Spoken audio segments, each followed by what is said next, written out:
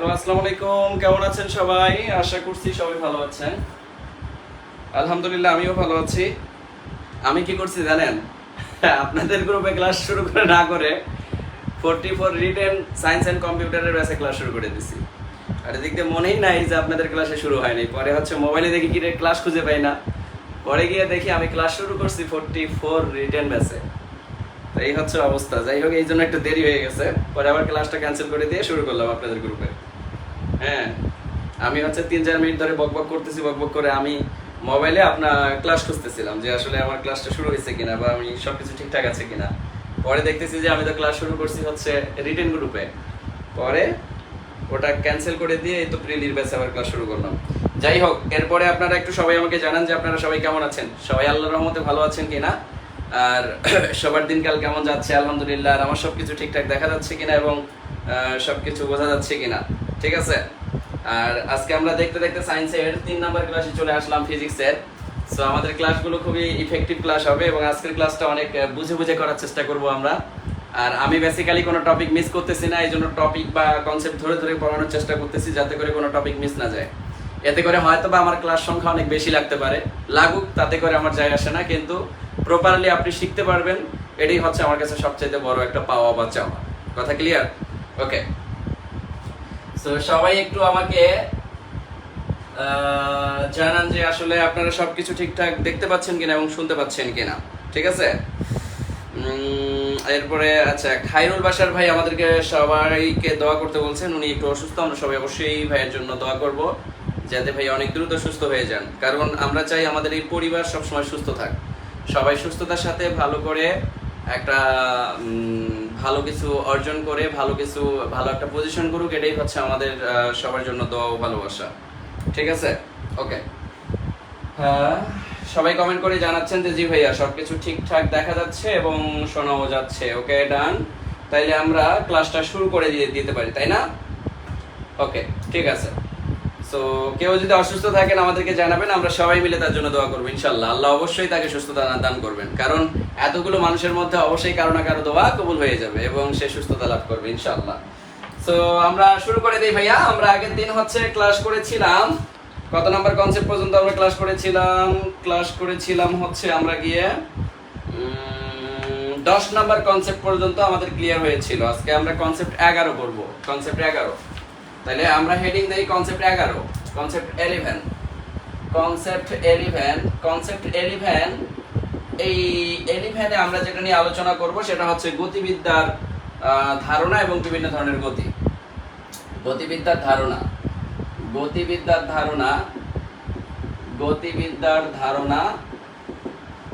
এবং বিভিন্ন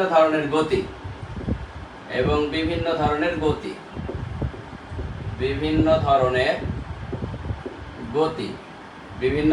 গতি ওকে।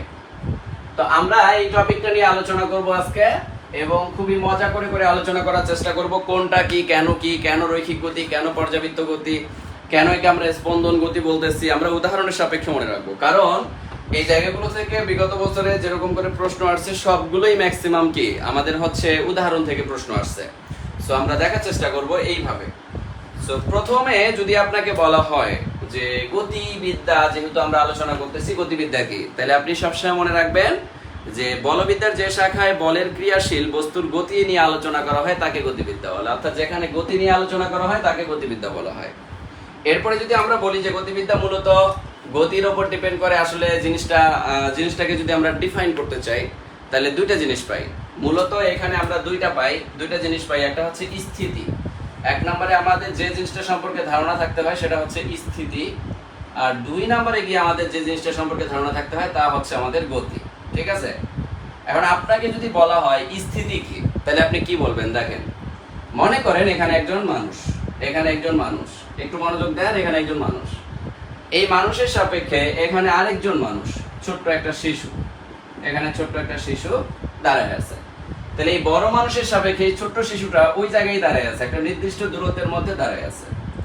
এখন ছোট্ট শিশুটা যদি একপাশে দৌড় দিত, মনে করেন সামনের দিকে যদি সে দৌড় দিত, তাইলে কিন্তু সে একটা নির্দিষ্ট গতিতে চলে যাইতো এবং এই মানুষটার সাপেক্ষে তখন শিশুটা গতিশীল থাকতো। কিন্তু মজার ব্যাপার হচ্ছে এই মানুষটার সাপেক্ষে এই শিশুটা যখন কোনো পাশে হাঁটতেছে না, কোনো পাশে নড়তেছে না, তখন কিন্তু আমরা কি বলতে পারি যে এই মানুষটার সাপেক্ষে এই শিশুটা হচ্ছে স্থির। তাইলে পরিপার্শ্বের সাপেক্ষে কোনো বস্তুর যদি অবস্থানের পরিবর্তন না হয় তখন সেটাকে বলা হয় স্থিতি। পরিপার্শ্ব এখানে কি? পরিপার্শ্ব বলতে এই মানুষটার সাপেক্ষে এই শিশুটা নড়াচড়া না করার কারণে এই শিশুটা কি হিসাবে আছে? স্থির হিসাবে আছে, যার কারণে একে আমরা কি বলবো? স্থিতি বলবো। তাহলে এই যে আমাকে এখানে যে স্থিতি বলতেছে, তাহলে আমরা এটা সংজ্ঞাটা কি দিতে পারি? সংজ্ঞাটা দিতে পারি পরিপার্শ্বের সাপেক্ষে,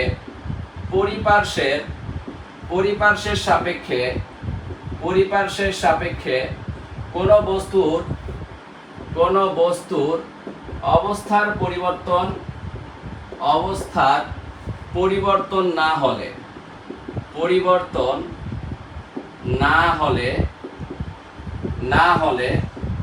তাকে কি বলে? স্থিতি বলে। তাকে স্থিতি বলে। তাহলে স্থিতি কি? স্থিতি হচ্ছে পরিপার্শ্বের সাপেক্ষে কোনো বস্তুর যদি অবস্থার পরিবর্তন না হয় তখন তাকে স্থিতি বলে। উদাহরণ সাপেক্ষে আমরা কি কি বলতে পারি দেখেন। স্থিতি আমাদেরকে যদি উদাহরণ হিসাবে বলা হয় যে টেবিলের উপরে একটি বই রাখা আছে, টেবিলের উপরে একটা বই রাখা আছে, ঠিক আছে? টেবিলের উপরে বই, উদাহরণ হিসাবে আমরা বলতে পারি টেবিলের উপরে বই। তাহলে টেবিলের সাপেক্ষে বইটা কিভাবে আছে? স্থিতিতে আছে, স্থিতি অবস্থায় আছে, ঠিক আছে? পৃথিবীর সাপেক্ষে ঘর বাড়ি কি নড়াচড়া করে? ঘর বাড়ি কি নড়ে চড়ে? না। তাইলে ঘর বাড়ি আমরা কি স্থির ভাবে দেখি, যে ঘর বাড়ি যেখানে থাকে সেখানেই থাকে। এরপরে আমরা বলতে পারি গাছপালার কখনো মনে করেন আপনি এক জায়গায় দাঁড়ায় আছেন, আপনার সাপেক্ষে যদি গাছপালাগুলোকে আপনি একটা সাপেক্ষ তৈরি করেন, তাহলে গাছপালা কি নড়বে চড়বে? বা একটা গাছ কি এক জায়গা থেকে আরেক জায়গায় সরে যাবে? যাবে না। তাহলে উদাহরণ সাপেক্ষে আমরা বলতে পারি টেবিলের উপরে বই, এটা হচ্ছে একটা স্থিতি। এরপরে হচ্ছে গাছপালা, কারো সাপেক্ষে একটা গাছ বা কারো সাপেক্ষে একটা যে কোনো একটা বস্তু বা যে কোনো একটা সিস্টেম যদি নড়াচড়া না করে তাহলে সেটাকে আমরা বলবো স্থিতি। কি বলবো? স্থিতি বলবো। এবার যদি আমরা গতির কথা বলি, গতি মানে হচ্ছে গতিশীল। তাহলে পরিপার্শ্বের সাপেক্ষে যখন কোনো বস্তুর অবস্থার পরিবর্তন হবে, এখানে কি হয়? পরিপার্শ্বের সাপেক্ষে অবস্থার পরিবর্তন। পরিপার্শ্বের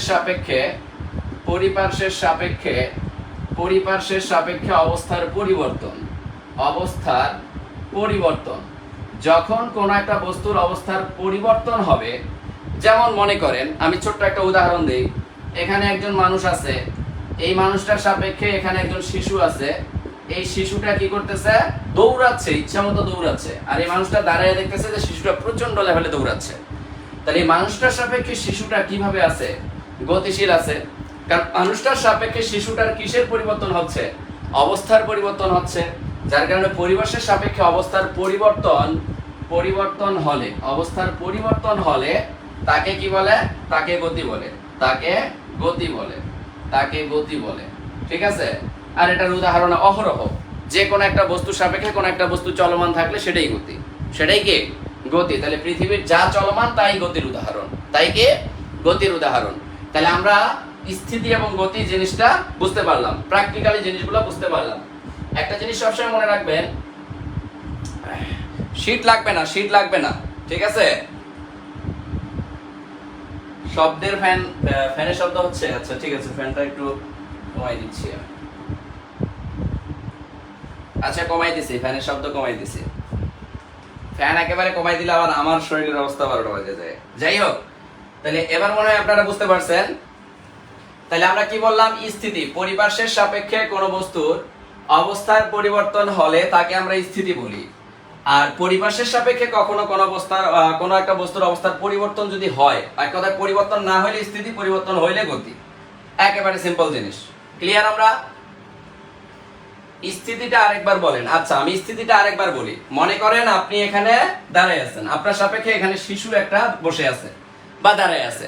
এই শিশুটা যদি অবস্থানের কোনো পরিবর্তন না হয় আপনার সাপেক্ষে, তাহলে সেটাই স্থিতি। কারণ আপনার সাপেক্ষে শিশুটা স্থির অবস্থায় বসে আছে বা দাঁড়িয়ে আছে বা কি করতেছে? খেলাধুলা করতেছে। তাহলে সেটাই হচ্ছে স্থিতি। যেমন একটা টেবিলের উপরে একটা বই রাখা আছে, তাহলে টেবিল কখনো কি পারবে বইটাকে নড়াইতে? পারবে না। তাহলে টেবিলের সাপেক্ষে বইটা কি? স্থিতি বা স্থির। এক কথায় কোনো বস্তুর অবস্থানের পরিবর্তন যদি না হয়, কোন একটা বস্তুর সাপেক্ষে কোন একটা বস্তুর অবস্থানের যদি পরিবর্তন না হয়, তখন সেটাকে আমরা স্থিতি বলবো। কি বলবো? স্থিতি বলবো। আর যখন অবস্থার পরিবর্তন হবে একটা জায়গা থেকে আরেকটা জায়গায়, যেমন এই বস্তুর সাপেক্ষে এই শিশুটা যদি সামনের দিকে দৌড়ায় অথবা হচ্ছে পেছনের দিকেও বা লোকটার দিকেও যদি দৌড়ায় আসে, তাহলে তার অবস্থানের পরিবর্তন করতেছে কিসের মাধ্যমে? গতির মাধ্যমে। এটাকে বলা হয় গতি। তাইলে কি বলতে পারি? পরিবেশের সাপেক্ষে অবস্থার পরিবর্তন হলে তখন তাকে কি বলা হয়? গতি বলা হয়। তখন তাকে কি বলা হয়? গতি বলা হয়। আমরা কি ক্লিয়ারলি বুঝতে পারছি ভাইয়া? বলেন। এক কথায় নো মুভমেন্ট। ঠিক আছে, নো মুভমেন্ট, এখানে কোনো নড়াচড়া হবে না। ওকে, তাহলে আমরা এই জিনিসটা বুঝতে পারলাম। তাহলে এবার লক্ষ্মী ভাই ও বোনেরা আমরা একটু কাজ করি। এবার আমরা বিভিন্ন ধরনের গতি সম্পর্কে জানার চেষ্টা করব। প্রথম যে গতিটা সম্পর্কে জানবো সেটা হচ্ছে 1 নম্বরে রৈখিক গতি। এই রৈখিক গতি থেকে কিন্তু প্রচুর পরিমাণে প্রশ্ন আসে। রৈখিক গতি, ঠিক আছে, রৈখিক গতিটা আসলে কি আমরা এটা চিত্রের মাধ্যমে দেখি। রৈখিক থেকে মনে রাখবেন একটা রেখা। রৈখিক গতি মানে একটা রেখাশীল গতি। কি গতি? একটা রেখাশীল গতি। তো রৈখিক গতি যদি একটা রেখাশীল গতি হয়, আমি একটা চিত্র আঁকি। মনে করেন এটা একটা গাড়ি, এটা একটা গাড়ি, ঠিক আছে, এটা একটা গাড়ি। তাহলে এটা যদি একটা গাড়ি হয়, এই গাড়িটা সামনের দিকে যাচ্ছে। একটু মনোযোগ দেন আপনারা। এই গাড়িটা সামনের দিকে একটা সরল রেখা বরাবর এই রাস্তা বরাবর চলে যাচ্ছে। এই রাস্তা বরাবর যদি এই গাড়িটা চলে যায়, সামনের দিকে যদি প্রবাহমান থাকে, তাহলে গাড়িটা একটা নির্দিষ্ট রেখা বরাবর যাচ্ছে। গাড়িটা একটা কি? নির্দিষ্ট রেখা বরাবর যাচ্ছে। অথবা আপনি একটা নির্দিষ্ট জায়গায় দাঁড়িয়ে আছেন, সেই জায়গা থেকে আপনি একই দিকে সজোর গতিতে দৌড় দিলেন। তাহলে আপনি নির্দিষ্ট একটা রেখা বরাবর দৌড় দিলেন। তার মানে ব্যাপারটা হচ্ছে, আমরা যদি রৈখিক গতির সংজ্ঞাটা বলি, তাহলে কোনো বস্তু যদি সরল রেখা বরাবর গতিশীল হয়, কোনো বস্তু যদি সরল রেখা বরাবর গতিশীল হয়, তখন তাকে রৈখিক গতি বলে। তাহলে কোনো বস্তু সরল রেখা বরাবর গতিশীল হলে, সরল রেখা, এই রেখা থেকে রৈখিক গতি, সরল রেখা, রেখা থেকে রৈখিক গতি। তাহলে কোনো বস্তু সরল রেখা বরাবর গতিশীল, সরল রেখা বরাবর গতিশীল হলে, গতিশীল হলে, তাহলে কোনো বস্তু যখন সরল রেখা বরাবর গতিশীল হবে, তখন তাকে আমরা কি বলবো? তাকে আমরা রৈখিক গতি বলবো। তাকে আমরা রৈখিক গতি বলবো। রৈখিক গতি বলে। রৈখিক গতির উদাহরণ কি? সরল রেখা বরাবর কোন একটি গাড়ির গতি, সরল রেখা বরাবর কোন একটা গাড়ির গতি, এটাকে আমরা রৈখিক গতির উদাহরণ হিসেবে বলতে পারি। ঠিক আছে, এটাকে আমরা কি বলতে পারি? রৈখিক গতির উদাহরণ হিসেবে বলতে পারি। তাহলে গাড়ির গতিটা হচ্ছে একটা রৈখিক গতি। গাড়ির গতিটা কি? রৈখিক গতি। তাহলে রৈখিক গতি হচ্ছে কোন বস্তু সরল রেখা বরাবর, এরকম সরল রেখা বরাবর যখন যাবে, তখন তাকে আমরা রৈখিক গতি বলবো। 2 নম্বরে আমরা যদি দেখি ঘূর্ণন গতি। 2 নম্বর ঘূর্ণন গতি। ঘূর্ণন গতি, এই যে ঘূর্ণন কথাটা যখন আমরা বলি, ঘূর্ণন গতিটা আসলে কি, এটা আমাকে বুঝতে হবে। প্রত্যেকটা জিনিস কিন্তু বুঝে বুঝে মনে রাখতে হবে। ঘূর্ণন মানে ঘুরলেই শুধু ঘূর্ণন এমন না। ঘূর্ণন গতিটা আসলে কি, এটা আমাকে বুঝতে হবে। ঘূর্ণন গতির উদাহরণ হিসেবে আমরা চোখের সামনে অনেক কিছু দেখি ভাই। যদি আপনি আমার এই যে উপরে ফ্যানের কথা বলেন, ফ্যানটা ঘুরতেছে, এটাই একটা ঘূর্ণন গতি। আপনি যদি আমার এই যে সামনে যদি আপনাকে আমি কোনো একটা দেওয়াল ঘড়ি দেখাইতাম, তাহলে দেওয়াল ঘড়িটা কি করে? এক পাশ থেকে টক টক টক টক টক টক টক টক টক টক টক টক টক টক টক টক করে ঘুরতে থাকে। তাহলে এটাও একটা কি? ঘূর্ণন গতি। এরপরে লাটিম। লাটিম আমরা ছোটবেলায় লাটিম ঘুরাইতাম না? লাটিমটা পিন পিন পিন পিন পিন পিন পিন পিন পিন পিন করে ঘুরে, এটা একটা কি? এটা একটা ঘূর্ণন গতি। তাহলে যে সব বস্তুগুলো ঘোরে, এদেরকে আমরা কি বলতে পারি? ঘূর্ণন গতি। চাকার গতি, চাকা, চাকা, একটা চাকা, এই চাকাটা কি? ঘোরে। তাহলে এটাকে কি বলা হয়? ঘূর্ণন গতি বলা হয়। তাহলে যখন কোনো বস্তু কোনো একটা নির্দিষ্ট বিন্দু বা অক্ষকে কেন্দ্র করে বস্তুর কণাগুলো তার একটা নির্দিষ্ট দূরত্ব অপরিবর্তিত রেখে ঘুরবে, নির্দিষ্ট দূরত্ব অপরিবর্তিত রেখে ঘুরবে। যেমন আমি উদাহরণটা দেই, এই ঘূর্ণন গতির উদাহরণটা আগে দেই, তারপরে আপনি সংজ্ঞাটা নিজেই বলতে পারবেন। দেখেন, আপনি যদি একটা ঘড়ির কাঁটার গতির কথা বলেন, এটা যদি একটা ঘড়ি হয়, তাহলে ঘড়ির ঠিক একেবারে কেন্দ্র বরাবর একটা কি থাকে? একটা পয়েন্ট থাকে, যে পয়েন্টে হচ্ছে সেকেন্ডের কাঁটা থাকে এইভাবে, সেকেন্ডের কাঁটাগুলো এইভাবে যুক্ত থাকে। এরপরে ঘন্টার কাঁটা এইভাবে যুক্ত থাকে, তাই না? তাহলে এই যে ঘন্টার কাঁটা, সেকেন্ডের কাঁটা যে যুক্ত থাকে, এই সেকেন্ডের কাঁটাটা কি করে? এরকম একটা সেকেন্ডের কাটার এখানে যে দূরত্ব, এই দূরত্ব বুঝায়া এই বরাবর সে ঘুরতেই থাকে ঘুরতেই থাকে ঘুরতেই থাকে ঘুরতেই থাকে, একই ঘুরতেই থাকে। তাইলে এই কেন্দ্র থেকে এখানে যতটুকু দূরত্ব, এই কেন্দ্র থেকে এখানেও সেকেন্ডের কাটার ততটুকুই দূরত্ব, এখানেও ততটুকুই দূরত্ব। তাহলে এখানে দেখেন ঘূর্ণন গতিটা কি হয়। ঘূর্ণন গতিটার সংজ্ঞা হচ্ছে একটি নির্দিষ্ট বিন্দুকে বা কোনো একটা বস্তুর কোনো একটা নির্দিষ্ট বিন্দু বা অক্ষকে কেন্দ্র করে, অক্ষকে কেন্দ্র করে কণাগুলোর দূরত্ব অপরিবর্তিত রেখে, দেখেন কণাগুলোর দূরত্ব অপরিবর্তিত রেখে, কণাগুলোর দূরত্ব অপরিবর্তিত রেখে ঘুরতে থাকলে তখন তাকে বলা হয় ঘূর্ণন গতি। তখন তাকে কি বলা হয়? ঘূর্ণন গতি বলা হয়। তাহলে একটা নির্দিষ্ট কেন্দ্রকে সাপেক্ষ করে যখন সে একটা নির্দিষ্ট দূরত্ব বুঝায়া চারপাশে ঘুরতে থাকে তখন তাকে কি বলা হয়? ঘূর্ণন গতি বলা হয়। ঘূর্ণন গতি বলা হয়। এরপরে আমরা যখন আরো উদাহরণ দিতে পারি, যেমন এখানে একটা চাকার গতির কথা যদি বলেন, একটা চাকা, এই চাকাটা যে ঘোরে কতটুকু স্পেস নিয়ে ঘোরে? এই চাকাটা ঘোরে মূলত এরকম একটা স্পেস নিয়েই ঘোরে, এরকম একটা স্পেস নিয়েই ঘোরে, এরকম একটা স্পেস নিয়েই ঘোরে, তাই না? এই যে এতটুকু জায়গা দেখেন, এখানে যতটুকু দূরত্ব, এখানেও ততটুকু দূরত্ব, এখানেও ততটুকু দূরত্ব, এখানেও ততটুকু দূরত্ব, এখানেও ততটুকু দূরত্ব, এখানেও ততটুকু দূরত্ব। তাহলে সব দিকে দূরত্ব কি সমান? তাহলে সমান দূরত্ব নিয়ে একটা নির্দিষ্ট বিন্দুকে কেন্দ্র করে ঘুরে, সমান দূরত্বে একটি নির্দিষ্ট কেন্দ্রকে করে ঘুরে, তখন এটাকে কি বলা হয়? ঘূর্ণন গতি বলা হয়। এটাকে ঘূর্ণন গতি বলা হয়। তাহলে এটা একটা ঘূর্ণন গতি, এটা একটা ঘূর্ণন গতি। এরপর লাটিম যদি ঘোরে, একটা লাটিম যখন ঘোরে তখন একটা নির্দিষ্ট বৃত্ত বরাবর ঘোরে। এই যে একটা লাটিমের যদি ঘূর্ণনের কথা আমরা যদি চিন্তা করি, একটা লাটিমের ঘূর্ণনের কথা যদি আমরা চিন্তা করি, তাহলে এইভাবে চিন্তা করতে পারি, এটা মনে করেন একটা লাটিম, এটা একটা লাটিম, ঠিক আছে? এই লাটিমটা যে ঘুরতেছে কোন স্পেস বরাবর ঘুরতেছে? এই যে স্পেস বরাবর ঘুরতেছে। তাহলে এতটুকু পিন পিন পিন পিন পিন পিন পিন পিন পিন করে ঘুরতেছে। এবং এই যে ঘুরতেছে একটা নির্দিষ্ট কেন্দ্রকে মেনশন করে একটা নির্দিষ্ট এরিয়ার মধ্যে ঘুরতেছে। তাহলে এই যে নির্দিষ্ট একটা এরিয়ার মধ্যে ঘুরতেছে, তখন এটাকেও কি বলা হচ্ছে? এটাকেও বলা হচ্ছে যে এটা হচ্ছে একটা ঘূর্ণন গতি। তাহলে ঘূর্ণন গতি থেকে সংজ্ঞা আসবে না, আসবে কি? উদাহরণ। নিচের কোনটি ঘূর্ণন গতির উদাহরণ? তাহলে ঘূর্ণন গতির উদাহরণ হতে পারে ঘড়ির কাঁটার গতি, তারপরে চাকার গতি, তারপরে হচ্ছে আমাদের কি লাটিমের গতি। এগুলা হচ্ছে আমাদের ঘূর্ণন গতির উদাহরণ। ঘূর্ণন গতির উদাহরণ মনে থাকবে? মনে থাকবে ভাইয়া? তাহলে আমরা এই জিনিসগুলো এভাবে প্র্যাকটিক্যালি মনে রাখবো, ঘূর্ণন গতি, ঠিক আছে? তাহলে ঘূর্ণন গতির পাশে এভাবে উদাহরণগুলো সুন্দর করে লিখে নেন, উদাহরণগুলো সবাই লিখে নেন। এবার দেখেন ঘূর্ণন গতি গেল। ঘূর্ণন গতির পরে আমরা চলন গতি নিয়ে কথা বলবো। চলন গতি, এই চলন গতিটা কি? 3 নাম্বার চলন গতি। চলন গতি এগুলা সংজ্ঞা একটাও আসবে না, সব আসবে উদাহরণ। সংজ্ঞা জীবনও আসবে না, সব আসবে উদাহরণ। আপনি যদি উদাহরণ মনে রাখতে পারেন, সংজ্ঞা উদাহরণের মধ্যেই। কিভাবে দেখেন চলন গতিটা কি? চলন গতিটাকে যদি আমরা এইভাবে সাপেক্ষ করার চেষ্টা করি, মনে করেন যে এটা একটা অথবা আমরা একটা যদি বিমানের গতির কথা চিন্তা করি, এটা যদি হয় একটা বিমান, বা হচ্ছে আমরা যদি একটা রকেটের কথা চিন্তা করি, একটা রকেট, ঠিক আছে? এরকম করে যদি আমরা একটা চিন্তা করি,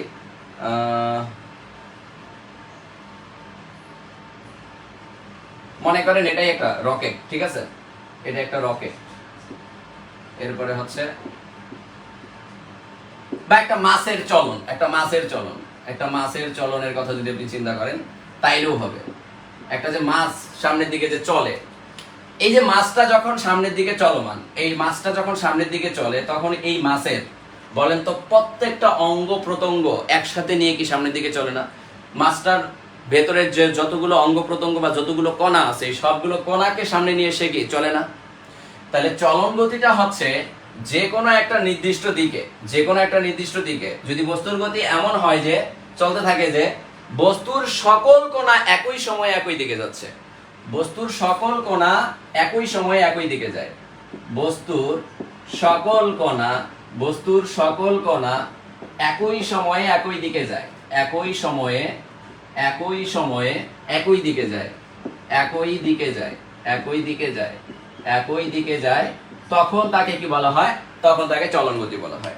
তাহলে বস্তুর সকল কণা একই সময়ে একই দিকে, দেখেন এই মাছটা যখন সমুদ্রের মধ্যে চলাচল করে, তখন এই মাছটার ভেতরের সকল কণা একই সাথে সামনের দিকে একই সময়ে কি সামনের দিকে চলমান। তাহলে বস্তুর সকল কণা একই সময়ে একই দিকে যায়, তখন তাকে আমরা কি বলবো? চলন গতি বলবো। তখন তাকে আমরা কি বলবো? চলন গতি বলবো, ঠিক আছে?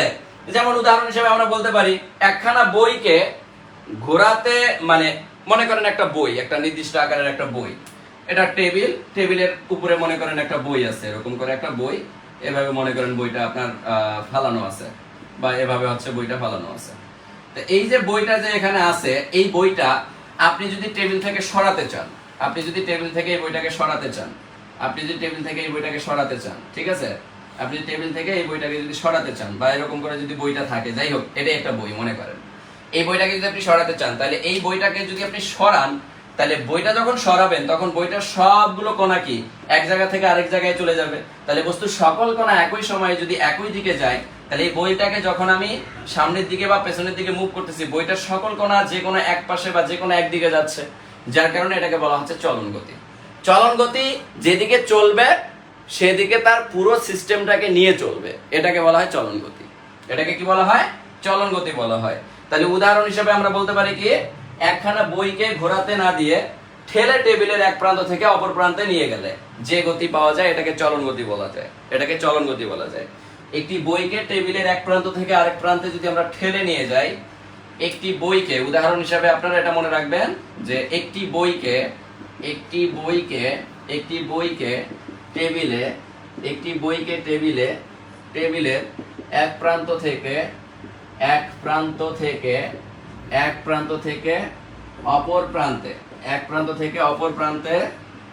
অপর প্রান্তে ঠেলে নিয়ে গেলে এটি কোন গতি? এটি হচ্ছে একটা চলন গতি। এটা হচ্ছে একটা চলন গতি। ক্লিয়ার?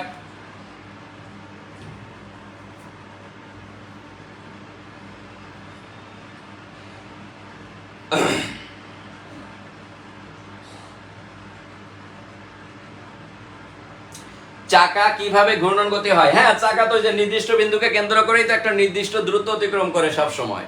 ওই যে নির্দিষ্ট একটা বিন্দুকে কেন্দ্র করে নির্দিষ্ট দূরত্ব অতিক্রম করার কারণেই তো আমরা ওকে কি বলতেছি?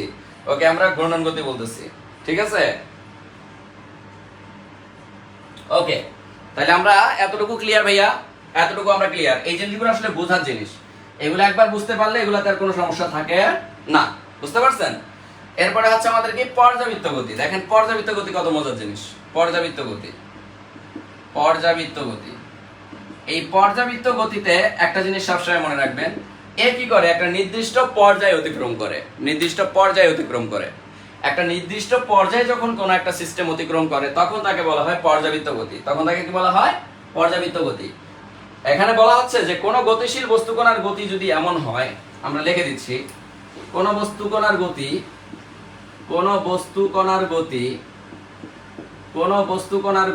যদি এমন হয় যে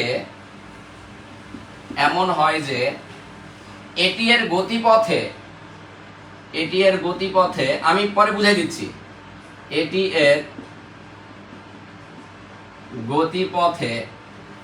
এর গতিপথে নির্দিষ্ট বিন্দুকে নির্দিষ্ট সময় পর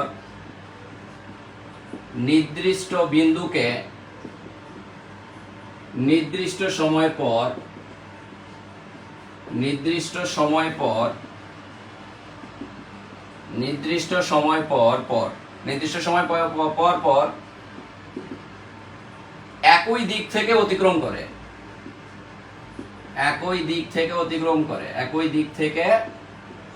করে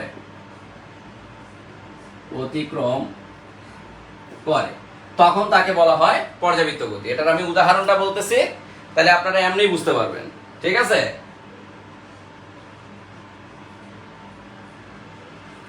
দেখেন আমি উদাহরণটা এই যে উপরে লেখাটা মিশিয়ে দিয়ে বলে দিচ্ছি, একটু মনোযোগ দেন সবাই।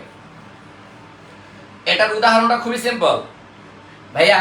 আপনি যদি একটা দেওয়াল ঘড়ির এই যে একটা ঘড়ি, কাঁটাওয়ালা ঘড়ির কথা চিন্তা করেন, এই কাঁটাওয়ালা ঘড়ির ক্ষেত্রে 12 কাঁটা যেখানে, এখানে যদি আপনি মিনিটের কাঁটাটা চিন্তা করেন, এই মিনিটের কাঁটা 12 থেকে ঘুরে ঠক ঠক ঠক ঠক ঠক ঠক ঠক ঠক ঠক ঠক ঠক ঠক করে ঘুরে 60 সেকেন্ড পরে আবার কি 12 কাঁটায় আসে, আবার 12 কাঁটা থেকে আবার ঠক ঠক ঠক ঠক ঠক ঠক ঠক করে 60 সেকেন্ড পরে আবার আসে।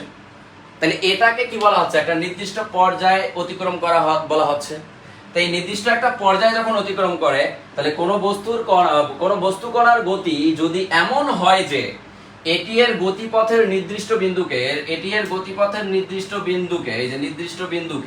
এই যে ঘড়ির কাঁটা সেকেন্ডের কাঁটার একটা নির্দিষ্ট বিন্দুকে এটি এর গতিপথের নির্দিষ্ট বিন্দুকে নির্দিষ্ট সময় পর পর, নির্দিষ্ট সময় কি 60 সেকেন্ড পর পর, এই 60 সেকেন্ড পর পর একই দিক থেকে অতিক্রম করে, একই দিক থেকে 60 সেকেন্ড পর পর অতিক্রম করতেছে, একই দিক থেকে 60 সেকেন্ড পর পর ওই নির্দিষ্ট বিন্দুকে অতিক্রম করতেছে, তখন তাকে কি বলা হচ্ছে? পর্যাবৃত্ত গতি বলা হচ্ছে।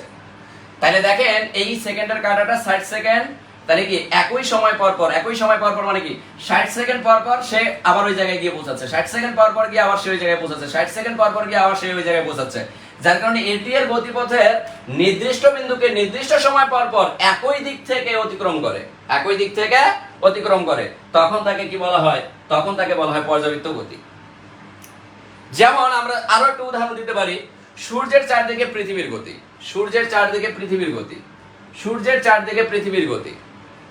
এখন সূর্যের চারদিকে পৃথিবীর গতি যদি আমরা চিন্তা করি, সূর্য কি সবসময় এক জায়গায় থাকে? সূর্য পৃথিবীর চারদিকে ঘুরতেছে না? সূর্য পৃথিবীর যে চারদিকে ঘুরতেছে একটা নির্দিষ্ট সময় পর পর ঘুরতেছে, 24 ঘন্টা, এই যে 24 ঘন্টা, দিন রাত 24 ঘন্টা কেন আমরা বলি? কারণ এই 24 ঘন্টা ফিক্সড, এই 24 ঘন্টা পর পর সে কি করতেছে? ঘুরতেছে। দেখেন 12 ঘন্টা দিন, 12 ঘন্টা রাত, তা 12 ঘন্টা রাত শেষ হওয়ার পরে সূর্য ঘুরে কিন্তু 12 ঘন্টা আরো যে দিন দিবে, ওই দিন দেওয়ার জন্য আবার নির্দিষ্ট করে ওই একটা নির্দিষ্ট সময় পর আবার এক জায়গায় চলে আসতেছে। তাহলে এই যে পৃথিবীর সাপেক্ষে সূর্যের গতি, পৃথিবীর সাপেক্ষে সূর্যের গতি, তাহলে গড়ির গতি উদাহরণ হিসাবে আমরা কি বলতে পারি? উদাহরণ হিসাবে আমরা বলতে পারি ঘড়ির কাঁটার গতি। এরপরে আমরা কি বলতে পারি? সূর্যের সাপেক্ষে পৃথিবীর সাপেক্ষে সূর্যের গতি আর কি, ঠিক আছে? পৃথিবীর সাপেক্ষে বা সূর্যের চারদিকে পৃথিবীর গতি, সূর্যের চারদিকে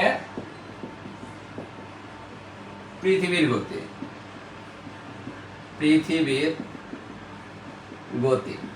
ঠিক আছে?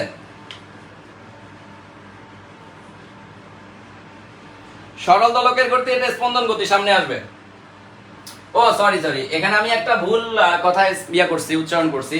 এখানে আমি লেখার সময় ঠিকই লিখছি। দেখেন সূর্যের চারদিকে পৃথিবীর গতি মানে পৃথিবীটাই ঘুরবে সূর্যের চারদিকে। মূলত সূর্য ঘোরে না, সূর্য তার নির্দিষ্ট জায়গায় থাকে, পৃথিবী কি করে? সূর্যকে কেন্দ্র করে নির্দিষ্ট পর্যায় পর পর এভাবে ঘুরতে থাকে, ঠিক আছে?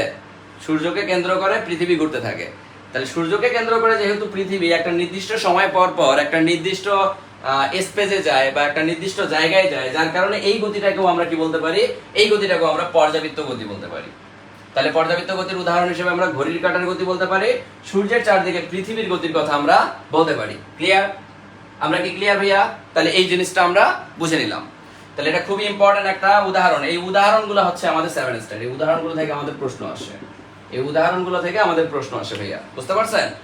উদাহরণগুলো থেকে আমাদের সবচেয়ে বেশি প্রশ্ন আসে। ওকে, তাহলে আমরা এটা বুঝে গেলাম। এরপরে আমরা চলে যাই। আমি কিন্তু কোনো টপিক মিস করতেছি না, কোনো টপিক বাদ দেওয়ার চিন্তাও করতেছি না, প্রত্যেকটা টপিক নিখুঁতভাবে বুঝাই দেওয়ার চেষ্টা করতেছি। আমি চাইলে দৌড়াইতে পারতাম, কিন্তু আমি দৌড়াচ্ছি না। এবার অনেক সময় প্রশ্ন আসতে পারে, আপনাকে বলতে পারে পর্যায়কাল কি? পর্যায়কাল কাকে বলে? এটা আমি একবারে সিম্পল ভাবে বলি। কোন একটা বস্তু একটা নির্দিষ্ট বিন্দুকে কেন্দ্র করে আবার যদি ওই বিন্দুতে একই সময় পর পর বারবার ওই একই বিন্দুতে ফিরে আসে, তখন তাকে এক পর্যায়কাল বলে। একটা পর্যায়কাল মানে হচ্ছে, এটা যদি একটা ঘড়ি হয়, এটা যদি সেকেন্ডের কাঁটা হয়, এই 12 কাঁটা থেকে ঘড়ির কাঁটাটা আবার ঘুরে একটা নির্দিষ্ট পর্যায় সময় বা নির্দিষ্ট 60 সেকেন্ড পরে আবার কি করবে? সে ওই জায়গায় আসবে। যখন এই ঘড়ির কাঁটাটা এই জায়গা থেকে ঘুরে আবার এই জায়গায় আসে, তখন এটাকে বলা হয় এক পর্যায়কাল। জাস্ট এতটুকু কথা একটু মনে রাখবেন পর্যায়কালের এখানে। কথা বুঝতে পারছেন? অর্থাৎ পর্যাবৃত্ত গতিতে পর্যায়কাল পাওয়া যায়। পর্যাবৃত্ত গতিতে একটি নির্দিষ্ট পর্যায় অতিক্রম করলে তখন তাকে বলা হয় এক পর্যায়কাল। ওকে, লাস্ট যে গতি আমরা পড়বো সেটা হচ্ছে, কত নাম্বার গতি জানি না, এবার লেখেন স্পন্দন গতি। ভাইয়া স্পন্দন গতি যেটা করে, দেখেন স্পন্দন গতি যেটা করে, অর্ধেক সময়ে অর্ধেক সময়ে একদিকে এবং বাকি অর্ধেক সময়ে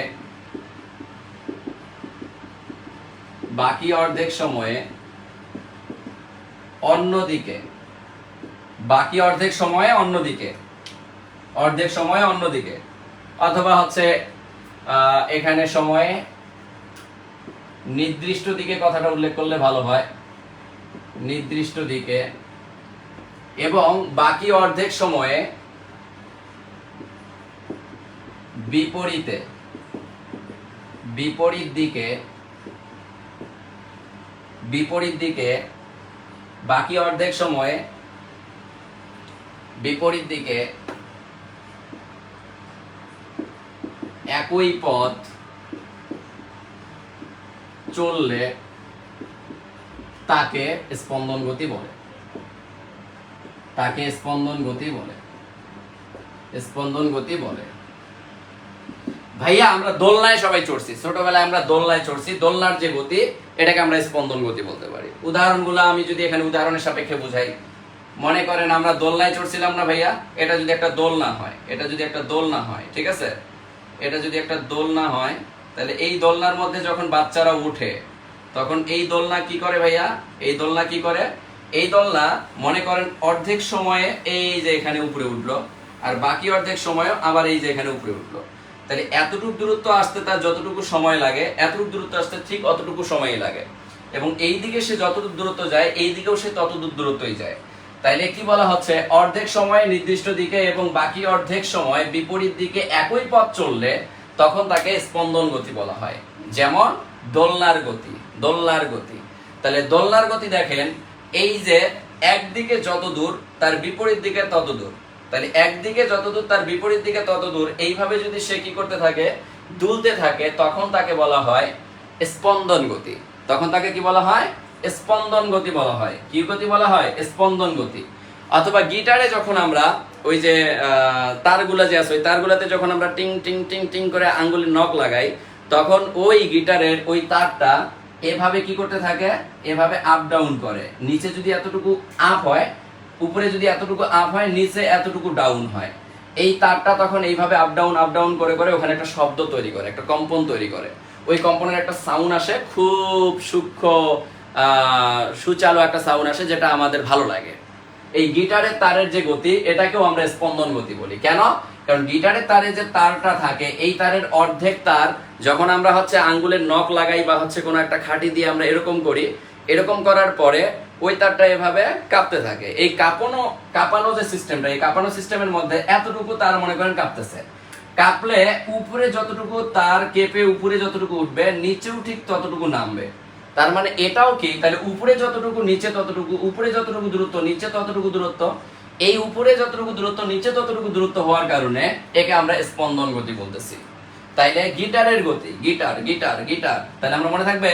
তাহলে সরল দোলকের গতি উদাহরণ হিসেবে আমরা বলতে পারি, উদাহরণ হিসেবে আমরা বলতে পারি সরল দোলকের গতি, সরল দোলকের গতি, সরল দোলকের গতি। এরপরে আমরা কমা হিসাবে দিতে পারি হচ্ছে কম্পনশীল সুর শলাকার গতি, অথবা হচ্ছে গিটারের গতি, গিটারের গিটারের গিটারের তারের গতি, গিটারের তারের গতি, গিটারের তারের গতি। ঠিক আছে, এইগুলা হচ্ছে আমাদের উদাহরণ। এই উদাহরণগুলো আমরা মনে রাখবো। ক্লিয়ার? তাহলে আমরা সব গতি সম্পর্কে জানতে পারলাম। আমাদের গতিগুলো মোটামুটি আলহামদুলিল্লাহ শেষ। তাহলে এবার আপনারা আমাকে একটু বলেন,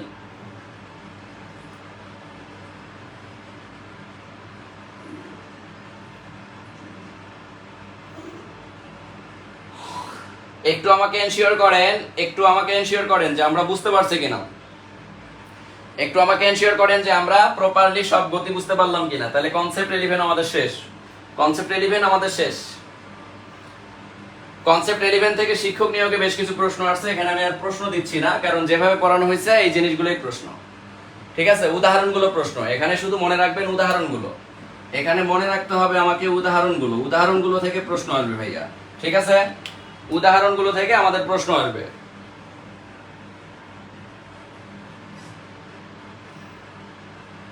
সামারি দিব, সামারি আর কি সামারি দিব বলেন? তাহলে তো অনেক সময় লাগবে, একটা টপিক শেষ করতে আমাদের অনেক সময় লাগবে। আচ্ছা, এই টপিকটা অত ইম্পর্টেন্ট না, শুধু উদাহরণগুলো সাপেক্ষে জিনিসগুলো মনে রাখবেন, এনাফ, আর কিছু না। কারণ এখানে আসলে তেমন কোনো প্রশ্ন আসে না, তেমন বেশি যে প্রশ্ন আসে তা না। ক্লিয়ার? এবার যে টপিকটা পড়াবো এখান থেকে বেশ কিছু প্রশ্ন আসে, সো আমাদের এই টপিকটা জানতে হবে। এবার দেখেন কনসেপ্ট 12 লেখেন, কনসেপ্ট 12 লেখেন গতি সংক্রান্ত বিভিন্ন রাশি, গতি সংক্রান্ত বিভিন্ন রাশি, গতি সংক্রান্ত রাশি, গতি সংক্রান্ত রাশি, গতি সংক্রান্ত রাশি। আমার লক্ষ্মী ভাই বোনেরা একটু মনোযোগ দেন, মনোযোগ দেন। আরে ভাই, যদি মনোযোগ দিয়ে না পড়েন, যদি মনটাকে ঠিক রেখে না পড়েন, দিন শেষে কান্নাকাটি করা লাগবে, দিন শেষে কান্নাকাটি করা লাগবে। কনসার্ন রাখেন, কনসার্ন রাখেন, মনটাকে সজাগ রাখেন, পড়াশোনার খাতে রাখেন, ধৈর্য নিয়ে পড়াশোনা করেন। ধৈর্য নিয়ে যদি পড়াশোনা করেন তাইলে আপনি সাকসেস। আর ধৈর্য ছাড়া অধৈর্য যারা, তারা জীবনে কখনো সাকসেস হতে পারে না, এটা 100% শিওরলি আমার কাছে লিখে রাখেন। যারা অধৈর্য তারা কখনো সাকসেস না, তারা কখনোই সাকসেস না। অধৈর্য ব্যক্তিরা কখনোই সাকসেস হয় না। এই যে ক্লাস নিচ্ছি, মজা দিচ্ছি না ভাইয়া, শুধু বুঝাই যাচ্ছে, বুঝানোর জিনিসে আর কি মজা দিব বলেন? সো এই জায়গাগুলোতে আপনাদের সুন্দর করে মনে রাখতে হবে, সিস্টেমে মনে রাখতে হবে, টেকনিক্যালি মনে রাখতে হবে, এগুলো বোঝার জিনিস, বুঝতে হবে।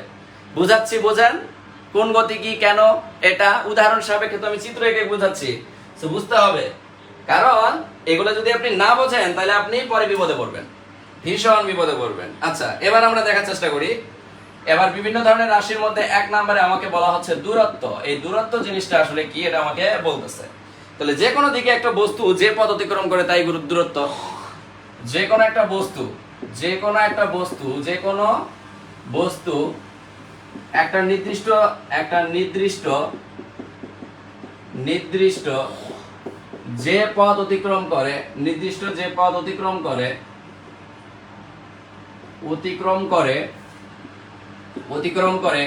তাই হচ্ছে দূরত্ব, তাই কি দূরত্ব। তো এই দূরত্বকে মূলত আমরা হচ্ছে এম দ্বারা প্রকাশ করে থাকি, দূরত্বের একক হচ্ছে এম। যদি আপনাকে বলা হয় যে আপনি 5 মিটার দূরত্বের সামনে আসেন বা পেছনে যান, তাহলে এই দূরত্ব মানে কি, আমরা এখানে এর একক মানে বুঝতেছি যে দূরত্বের একক হচ্ছে মিটার, এটা আমরা শিখে আসছি।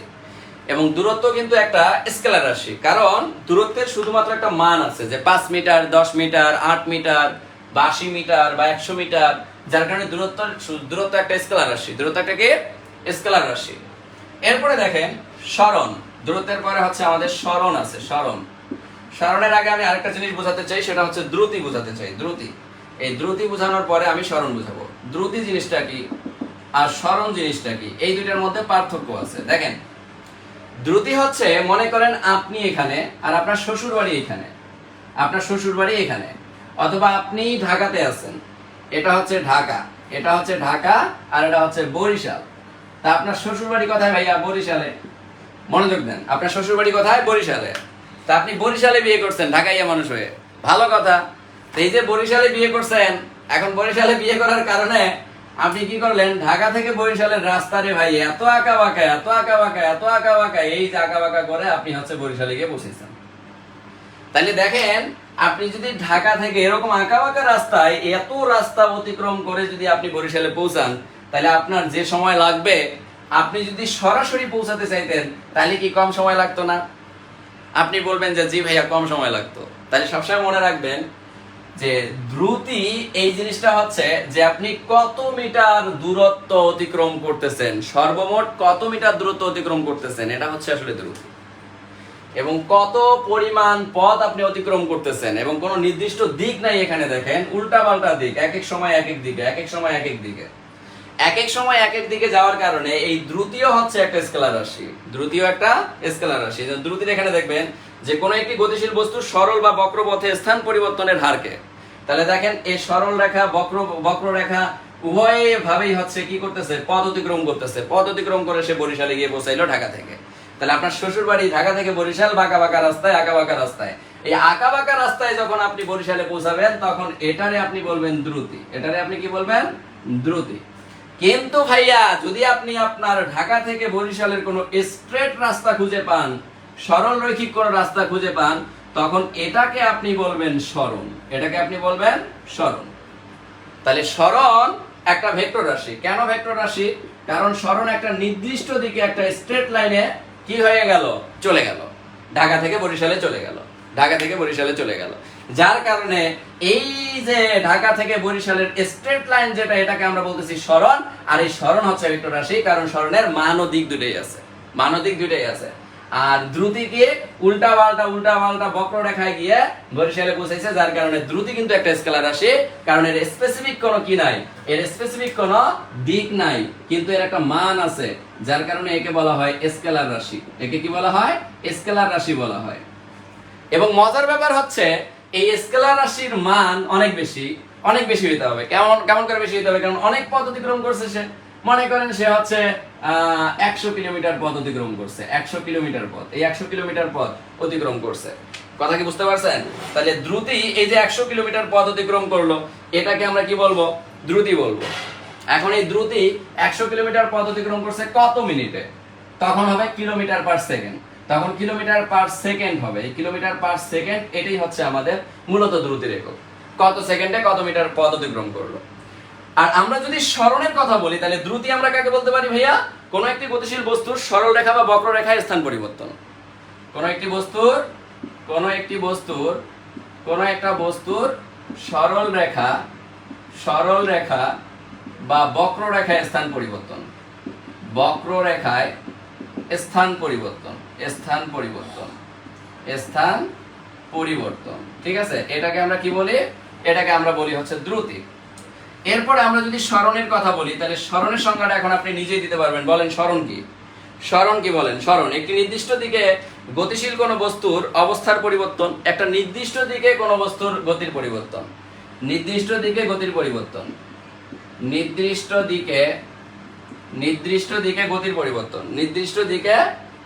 একটি নির্দিষ্ট দিকে গতিশীল কোনো বস্তুর অবস্থার পরিবর্তন।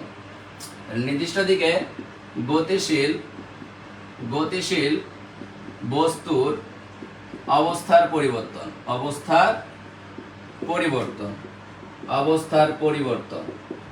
তাহলে দেখেন, একটা নির্দিষ্ট দিকে যখন এই জায়গা থেকে এই জায়গায় যাচ্ছে, তখন তাকে বলা হচ্ছে কি? সরণ। আর যখন আঁকা বাঁকা পথ অতিক্রম করে, একটা বক্ররেখা পথ অতিক্রম করে একটা নির্দিষ্ট সময় পর একটা নির্দিষ্ট দূরত্ব যাচ্ছে, তখন তাকে বলা হচ্ছে দ্রুতি। দ্রুতিকে বলা হয় স্কেলার রাশি, আর সরণকে বলা হয় ভেক্টর রাশি। বলেন বুঝতে পারছেন কিনা? বলেন বুঝতে পারছেন কিনা সবাই? ক্লিয়ার? সবাই ক্লিয়ার?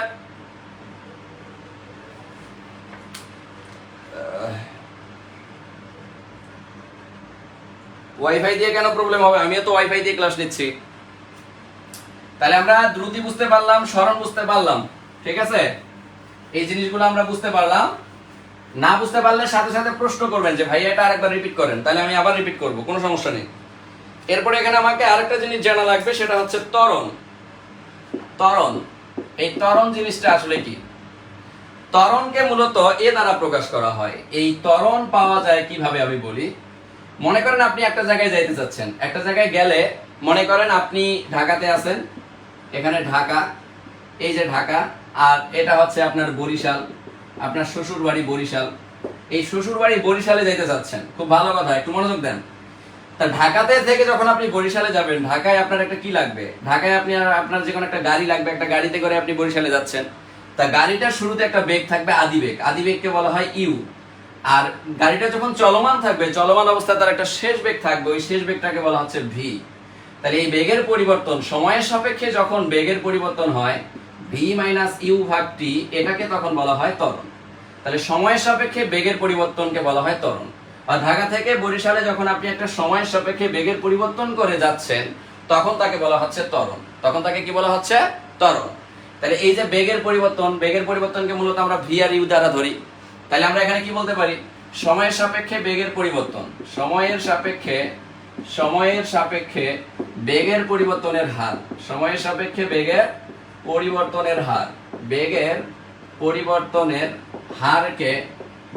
পরিবর্তনের হারকে ত্বরণ বলে। কি বলে? ত্বরণ বলে। ঠিক আছে, ত্বরণ বলে। আমার কথা কি বুঝতে পারছেন? এবং ত্বরণের সূত্রটাও লিখে নেন যে ত্বরণ A = V - U/T। এখানে V হচ্ছে ভি হচ্ছে শেষ বেগ, ভি হচ্ছে শেষ বেগ একটা গাড়ি বা একটা যে কোনো সিস্টেমের শেষ বেগ, আর ইউ হচ্ছে এখানে আদি বেগ, অর্থাৎ শুরুতে যে বেগ থাকে তাকে বলা হয় আদি বেগ, আর টি হচ্ছে আমাদের সময়। তাহলে একটা নির্দিষ্ট সময়ে বেগের পরিবর্তন ভি আর ইউ মাইনাস করার কারণে এখানে বেগের পরিবর্তন পাচ্ছি। এই বেগের পরিবর্তনকে আমরা কি বলতেছি? ত্বরণ বলতেছি। কি বলতেছি? ত্বরণ বলতেছি। ক্লিয়ার? আমরা কি বুঝতে পারছি ভাইয়া ত্বরণ কি? এবার দেখেন ত্বরণের পরে আমরা আরেকটা জিনিস জানবো, সেটা হচ্ছে বেগ। তাহলে বেগ কি বলেন? বেগ আমরা কি বলতে পারি? বেগ, তাহলে সময়ের সাথে কোনো বস্তু সরণের হারকে বেগ বলা হয়। সময়ের সাপেক্ষে কোনো বস্তু, এখানেও সময়ের সাপেক্ষে কোনো বস্তুর সময়ের সাপেক্ষে কোনো বস্তুর যদি সময়ের সাপেক্ষে কোনো বস্তুর সরণের পরিবর্তন হয়,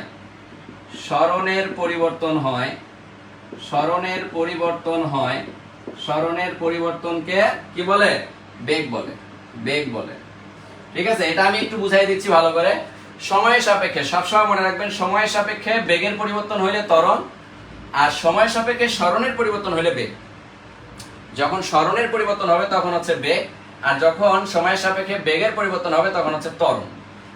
এখন এই বেগকে ভি সমান সমান কি বলা যায়? ভি সমান সমান এস ভাগ টি বলা যায়। তাহলে সময়ের সাপেক্ষে সরণের পরিবর্তন, এই এসটা হচ্ছে সরণ, বুঝতে পারছেন? এই যে সময়ের সাপেক্ষে সরণের পরিবর্তন, এটাকে বলা হচ্ছে বেগ। আচ্ছা, এতটুকু কথা একটু মনে রাখবেন, তাইলে হয়ে যাবে, আর কিচ্ছু লাগবে না আপাতত দৃষ্টিতে। ঠিক আছে?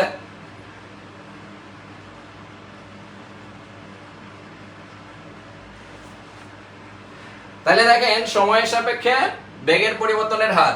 এই যে এখন একটা প্রশ্ন আসছে, দেখেন তুলা উন্নয়ন বোর্ডের কর্মকর্তা 6, প্রশ্নটা হচ্ছে সময়ের সাথে বেগের পরিবর্তনের হারকে কি বলা হয়? ত্বরণ, সরণ, দ্রুতি, বেগ। আমরা একটু আগেই পড়ে আসলাম সময়ের সাথে বেগের পরিবর্তনের হারকে কি বলে? ত্বরণ বলে। তাহলে উত্তর কি হবে? ত্বরণ হবে। সময়ের সাপেক্ষে বেগের পরিবর্তনের হারকে ত্বরণ বলে। এই প্রশ্নটা আসছে হচ্ছে আমাদের তুলা উন্নয়ন বোর্ডের কর্মকর্তা পরীক্ষা 06। এরপরে হচ্ছে আরেকটা প্রশ্ন আসছে, সেটা হচ্ছে নিচের কোনটি ত্বরণের একক? ত্বরণের একক মনে রাখবেন। ত্বরণ, এই যে এর এককটা হচ্ছে, বেগের একক কি? মিটার। বেগের একক কি? মিটার।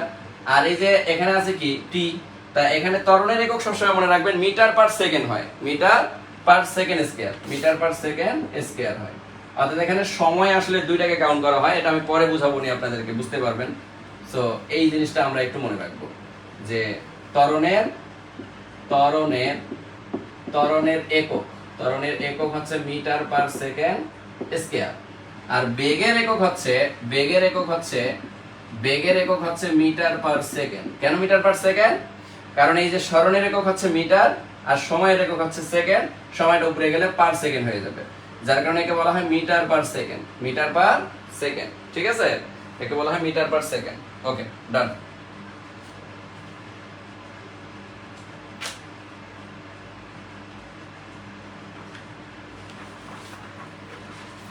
এবার যে টাইপটা পড়াবো এটা হচ্ছে মোস্ট ইম্পর্টেন্ট একটা টাইপ।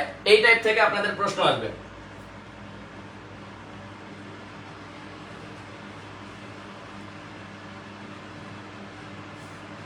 ভাইয়া আপনার শীটগুলার পিডিএফ কই দেন? Math, science, computer. ভাই এটা বই পেয়ে যাবেন।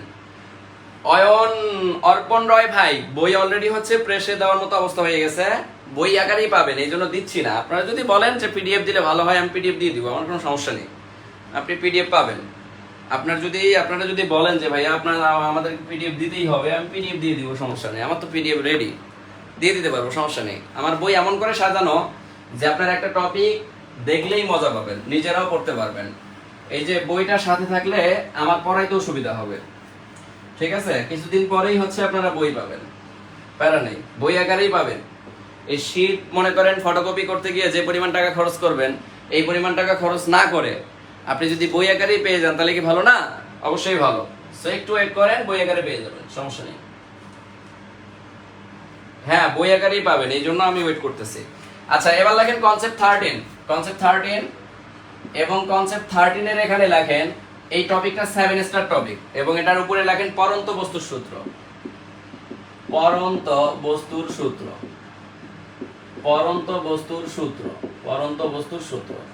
এখানে এই টপিকটাতে লেখেন 7 স্টার এবং ভাবেন যে এখান থেকে প্রশ্ন এসে গেছে। ঠিক আছে, এতটা ইম্পর্টেন্ট একটা কনসেপ্ট। আবার আমি বলতেছি কনসেপ্ট 13, পরন্ত বস্তুর সূত্র। খুবই ইম্পর্টেন্ট একটা টপিক। এই টপিকটা আমাকে সুন্দর করে জানতে হবে, বুঝতে হবে। তাহলে পরন্ত বস্তুর সূত্র, এটা আমরা খুব মজার উদাহরণ দিয়ে বুঝবো, কোনো সমস্যা নেই। ঠিক আছে, খুব মজার উদাহরণ দিয়ে বুঝবো। পরন্ত বস্তুর সূত্রটা আসলে কি, আমি বেসিকটা আগে বোঝাই, এরপরে আমরা সূত্র অটোমেটিক তৈরি করতে পারবো। ভাইয়া, এটা একটা রুম, এটা একটা রুম। এই রুমটা বায়ুশূন্য রুম। আমি শর্ত দিলাম যে এই রুমটা হচ্ছে বায়ুশূন্য রুম। এক নাম্বার শর্ত দিলাম যে রুমটা হচ্ছে বায়ুশূন্য হতে হবে, বায়ুশূন্য। এই রুমটাকে বায়ুশূন্য। 2 নাম্বার একটা শর্ত দিলাম আমি, আদি বেগ একই হবে, আদি বেগ একই। আচ্ছা, এগুলো আমি পরে বুঝাচ্ছি, একটু লিখে নেন। আদি বেগ একই। 3 নাম্বার হচ্ছে উচ্চতা একই। উচ্চতা একই। আমার সাথে একটু চিত্র এঁকে নেন।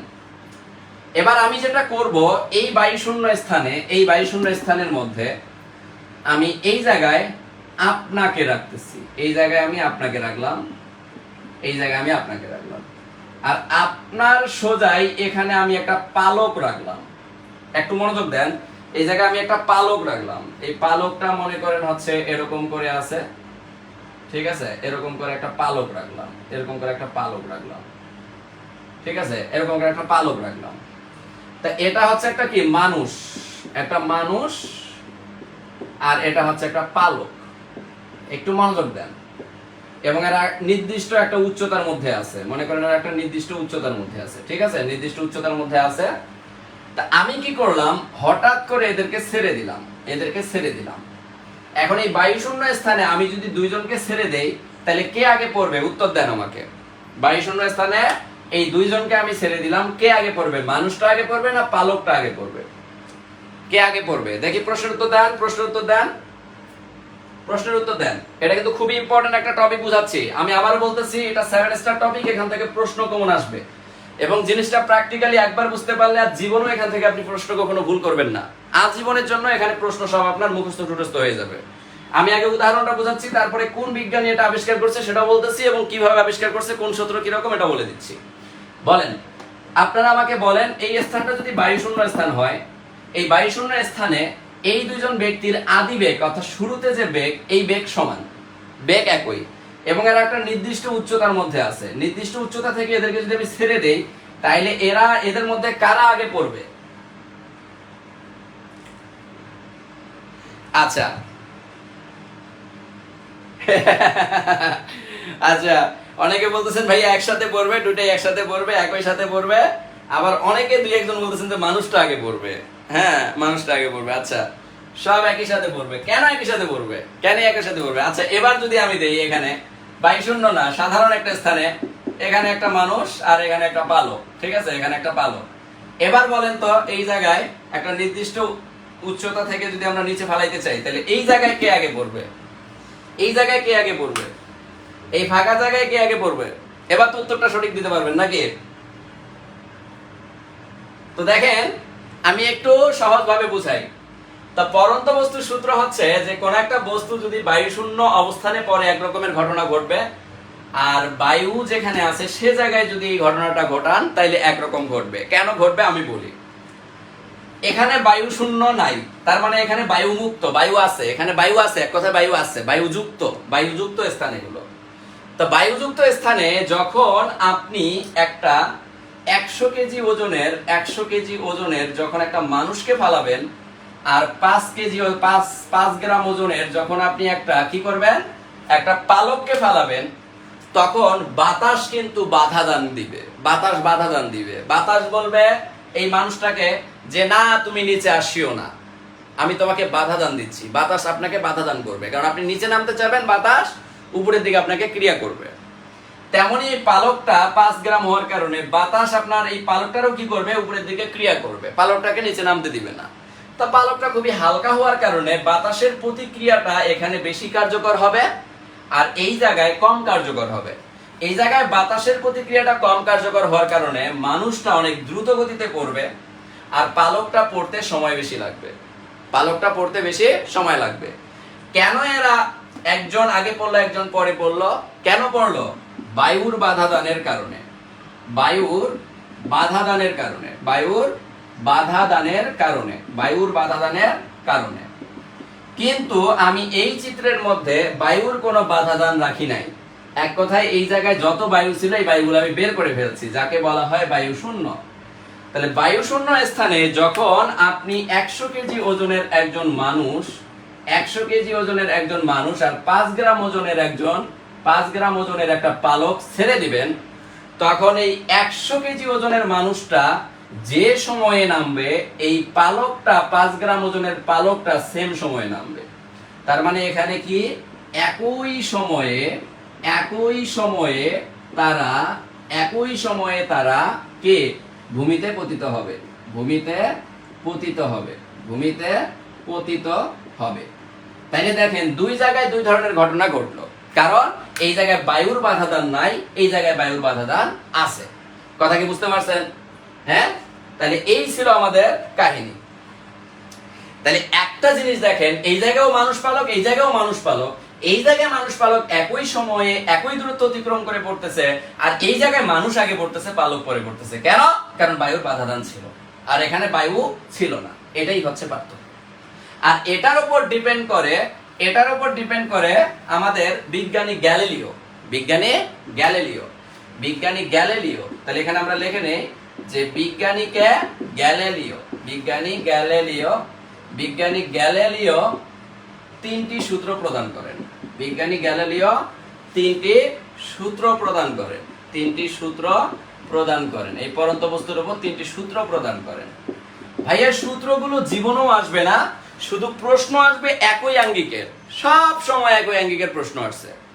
পরন্ত আপনাকে বলবে, পরন্ত বস্তুর সূত্রের ক্ষেত্রে দুটি বস্তু 5 মিটার উচ্চতায় রাখলে একটি বস্তুর ওজন 100 কেজি এবং অপর একটা বস্তুর ওজন 2 কেজি হলে বস্তু দুটি একই সময়ে পড়বে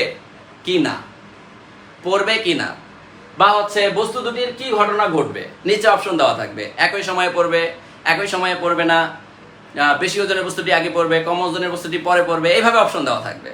তাহলে এখানে আপনাকে সবসময় মনে রাখতে হবে, পরন্ত বস্তুর কথা উল্লেখ করা মানে জায়গাটা শূন্য।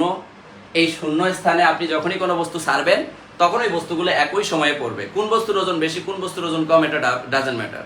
এখানে যদি আপনি আরো একটা বস্তু রাখতেন, 1 কোটি ওজন, 1 কোটি কেজি ওজনের যদি একটা পাথরও রাখেন এখানে, এই পাথর আর এই যে 5 গ্রাম ওজনের পালক আর এই যে 100 কেজি ওজনের মানুষ একসাথে যদি আপনি ছেড়ে দেন, এই বায়ু শূন্য স্থানে ওই 1 কোটি ওজনের যে পাথর, এই পাথরটা পড়তে যতক্ষণ সময় লাগবে, এই পালকটা পড়তে ততটুকু সময় লাগবে, এই মানুষটার পড়তেও ততটুকু সময় লাগবে। এক কথায় বায়ু শূন্য স্থানে, অর্থাৎ যেখানে বায়ু থাকবে না, যেখানে বাতাসের কোনো বাধাদান থাকবে না, সেখানে বস্তুদ্বয় তারা তাদের নিজ গতিতে পড়তে থাকবে এবং একই সময়ে পড়তে থাকবে এবং একই উচ্চতা অতিক্রম করবে এবং একই নির্দিষ্ট দূরত্ব অতিক্রম করে তারা পড়তে থাকবে। কথা কি বুঝাইতে পারছি আমি? বলেন। তাহলে আমাদের গ্যালিলিও, এই গ্যালিলিওকে আমরা মনে রাখবো, ঠিক আছে? তাহলে গ্যালিলিও একটা লেখলে হচ্ছে গ্যালিলিও তিনটি সূত্র প্রদান করেন। তার মধ্যে 1 নাম্বার সূত্র যেটা দেখেন, খুবই সিম্পল ভাবে আমি বলি। 1 নাম্বার সূত্র হচ্ছে, বলতেছেন যে বায়ু শূন্য স্থানে বাধাধীন পথে সকল বস্তু নিশ্চল অবস্থায় যাত্রা শুরু করলে একই সময়, অর্থাৎ সময় সমান দূরত্ব অতিক্রম করবে। তাহলে প্রথম সূত্র হচ্ছে সমান সময়ে সমান দূরত্ব অতিক্রম করবে। সমান সময়ে সমান সূত্র, প্রথম সূত্র, সমান সময়ে সমান দূরত্ব অতিক্রম করবে, সমান দূরত্ব অতিক্রম করবে, সমান দূরত্ব অতিক্রম করবে। এটা হচ্ছে প্রথম সূত্র। আর দ্বিতীয় সূত্র হচ্ছে গ্যালিলিওর, যে বেগ তার সময়ের সমানুপাতিক হবে। এখানে যে বেগটা, এই বেগটা যতটুকু তার সময়ও ততটুকু, এই জন্য বেগ আর সময় একজন আরেকজনের সাপেক্ষে সমানুপাতিক হবে। তাহলে 2 নাম্বার সূত্রকে, বাধাধীন পথে পরন্ত বস্তুর নির্দিষ্ট সময়ের বেগ ওই সময়ের সমানুপাতিক। তাহলে এখানে বেগ আর সময় কি সমানুপাতিক হবে। আর তৃতীয় সূত্র হচ্ছে, সূত্র কখনো আসে নাই এখন পর্যন্ত, জব পরীক্ষার সূত্রগুলো কখনো আসে নাই, তারপর আমি লিখে দিচ্ছি। তৃতীয় সূত্র হচ্ছে, যদি আপনি উচ্চতার সাপেক্ষে বলেন, এরা যে একটা নির্দিষ্ট উচ্চতা আছে, এই উচ্চতার সাপেক্ষে সময় তার বর্গের সমানুপাতিক হবে। সময়ের বর্গের সমানুপাতিক হবে। অর্থাৎ এই জায়গায় 3 নম্বর সূত্রটা হচ্ছে বাধাধীন পড়ন্ত বস্তু নির্দিষ্ট সময়ে অতিক্রান্ত দূরত্ব, নির্দিষ্ট সময়ের অতিক্রান্ত দূরত্ব তার সময়ের বর্গের সমানুপাতিক। তাহলে সময়ের বর্গের সমানুপাতিক তার নির্দিষ্ট উচ্চতা। তাহলে উচ্চতা সময়ের বর্গের সমানুপাতিক। 3 নম্বর সূত্র হচ্ছে কি উচ্চতা সময়ের বর্গের সমানুপাতিক। উচ্চতা সময়ের বর্গের সমানুপাতিক।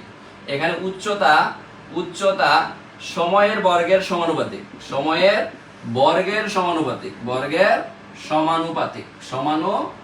এটা হচ্ছে আমাদের 3 নম্বর সূত্র। আর 2 নম্বর সূত্র কি? সময় বেগের সমানুপাতিক। সময় বেগের সমানুপাতিক। তাহলে এই ছিল আমাদের গ্যালিলিওর 3টা সূত্র। তাহলে গ্যালিলিওর 3টা সূত্র বুঝতে পারছেন কিনা এখন আমাকে একটু এনশিওর করেন। সবাই গ্যালিলিওর এই 3টা সূত্র আমরা ক্লিয়ার হইতে পারছি কিনা একটু এনশিওর করি সবাই।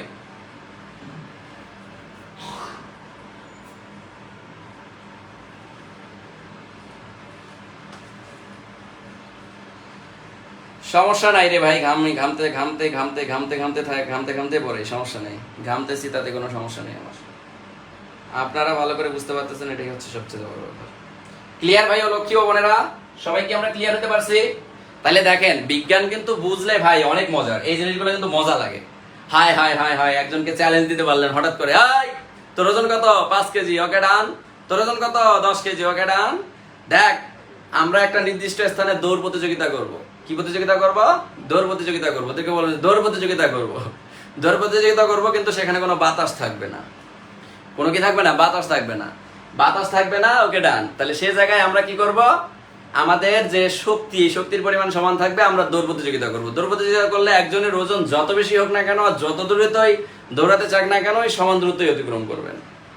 তো ব্যাপারটা হচ্ছে এখানে জাস্ট আপনি সিম্পল ভাবে চিন্তা করবেন, বা একজন ছোট বাচ্চাকে মজা করে বলতে পারবেন, এই বলতো এই যে পাত্রটা, এই পাত্রের ভেতরে কোনো বাতাস নাই, এখানে মনে করো একটা 5 কেজি ওজনের পাথর রাখলা আর একটা মুরগির পালক রাখলা, বলো তো কে আগে পড়বে? সবাই বলবে 5 কেজি ওজনের পাথরটা আগে পড়বে। সিম্পল ঘটনা। তো এভাবে চ্যালেঞ্জ নিবেন, ছোট ছোট বাচ্চাদের সাথে মজা করবেন, বাচ্চাদের সাথে যাদের বাচ্চা আছে, ছোট ছোট বেবি আছে, তাদের সাথে মজা করবেন, প্র্যাকটিক্যালি পরীক্ষা করবেন, তাদেরকে দেখাবেন, মজা পাবে, তারা মজা পাবে, অনেক মজা পাবে। এগুলো হচ্ছে মজার জিনিস। সায়েন্স বুঝলে অনেক মজা, বুঝতে পারছেন? সায়েন্স বুঝলে অনেক মজা। এই যেমন দেখেন এখন প্রশ্নগুলো সবগুলোর উত্তর আপনারা দিতে পারবেন। আমি প্রশ্নগুলো বলি, দেখেন এখান থেকে অনেকগুলো প্রশ্ন আসছে। এখান থেকে বিগত বছরের বিসিএসও প্রশ্ন আসছে, এছাড়াও অন্যান্য সকল জব পরীক্ষার প্রশ্ন আসছে। প্রশ্নের প্যাটার্নগুলো আমি বলি, দেখেন একটা প্রশ্ন বললেই সবগুলো আপনারা বুঝতে পারবেন। প্রথম প্রশ্ন হচ্ছে পড়ন্ত বস্তুর সূত্র কোন বিজ্ঞানী দিয়ে থাকেন? কোন বিজ্ঞানী প্রদান করছেন? বিজ্ঞানী গ্যালিলিও। এটা আমি দিচ্ছি না, এটা হচ্ছে স্বরাষ্ট্র মন্ত্রণালয়ের পুলিশ সহকারী রাসায়নিক পরীক্ষা 2-এ আসছিল। এরপরে যে প্রশ্নটা আসছে সেটা হচ্ছে একটি বায়ুশূন্য স্থানে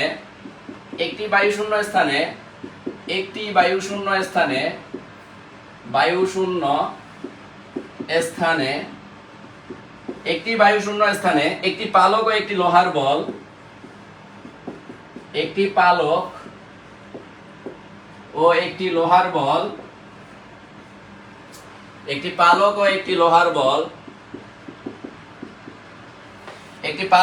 লোহার বল একত্রে ছেড়ে দিলে। প্রশ্নটা আমাদের 3 জায়গায় আসছে। প্রাথমিক শিক্ষক নিয়োগ আসছে, বিসিএস এ আসছে, নবম বিজিএস পরীক্ষায় আসছে। তার মানে দেখেন কতবার আসছে প্রশ্নটা। তাহলে দিলে ক নাম্বার অপশন বলতেছে উভয়টি একসাথে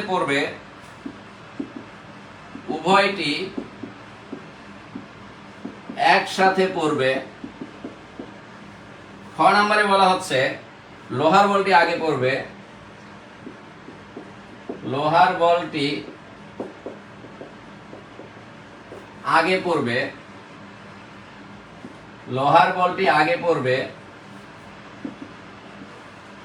গ নাম্বারে হচ্ছে পালকটি আগে পড়বে, আর ঘ নাম্বার হচ্ছে আদৌ পড়বে না। এই 3টার মধ্যে বলেন কোনটা হবে? অলরেডি আবার সবাই উত্তর দিয়ে দিচ্ছেন, বলেন উত্তর কোনটা হবে? তাহলে একটি বায়ুশূন্য স্থানে একটি পালক ও একটি লোহার বল একত্রে ছেড়ে দেওয়া হলো, ওকে ডান। তাহলে উভয়টি একসাথে পড়বে, লোহার বলটি আগে পড়বে, না আদৌ কোনটাই পড়বে না? কোনটা হবে বলেন? একটু ঝটপট উত্তর দেন। এই যে সবাই উত্তর দিচ্ছেন যে ভাইয়া ক নাম্বার উত্তর হবে, উভয়টি আগে পড়বে। তাহলে এরকম প্রশ্ন দেখেন কতগুলো আসছে। আরো আমি বলতেছি, সব প্রশ্ন বলতেছি। একটি ধাতব মুদ্রা ও একটি পালক বায়ুশূন্য স্থানে একই সঙ্গে ফেলে দিলে কি ঘটনা ঘটবে? ধাতব মুদ্রা আগে পড়বে, পালক আগে পড়বে, দুটো একসাথে পড়বে? কোনটাই পড়বে না, দুটোই একসাথে পড়বে। এরপরে আরেকটা প্রশ্ন আসছে, শূন্য মাধ্যমে নিচের তিনটি বস্তুকে একসাথে যদি ছেড়ে দেওয়া হয় তাহলে কি ঘটনা ঘটবে? শূন্য স্থানে তিনটি বস্তুকে একসাথে ছেড়ে দিছে। এটা আসছে প্রাথমিক শিক্ষক নিয়োগ পরীক্ষা মেঘনা 12 প্রাথমিক শিক্ষক নিয়োগ প্রধান শিক্ষক নিয়োগ পরীক্ষায়। তাইলে এইখানে কি হবে? বস্তু তিনটি ভিন্ন ভিন্ন সময়ে পড়বে, যার ভর সে আগে পড়বে, অথবা বস্তু তিনটি একই সময়ে পড়বে, বস্তু তিনটি ভিন্ন ভিন্ন সময়ে এক একজন এক এক সময় পড়বে। কোনটি? তাহলে বস্তু তিনটি একই সময়ে পড়বে। তাহলে দেখেন সবগুলো প্রশ্ন সেম প্যাটার্নের, কোনো সূত্র আসে নাই, শুধু আসছে পরন্ত বস্তুর সূত্রটা আমরা বুঝতে পারছি কিনা এই মেথডটাকে ব্যবহার করে। তাহলে দেখেন অনেক কঠিন ছিল, কঠিন কিছু না, সহজে বুঝতে পারলাম। তাহলে এই মেথডটা আর আমাদের কারো কোনো সমস্যা হবে না ইনশাআল্লাহ, তাই না? এই মেথডে আর আমাদের কারো কোনো সমস্যা হবে না। তাহলে আমরা এই মেথডটা বুঝে গেলাম। এরপরে আমরা চলে যাই, বল কি আজকে করাবো? বল না আজকে এই পর্যন্তই থাকবে? আস্তে আস্তে আগাবেন না একটু দ্রুত আগাবেন বলেন? যদি বলেন যে ভাইয়া বল পড়াই দেন তাহলে বল পড়াই দিচ্ছি।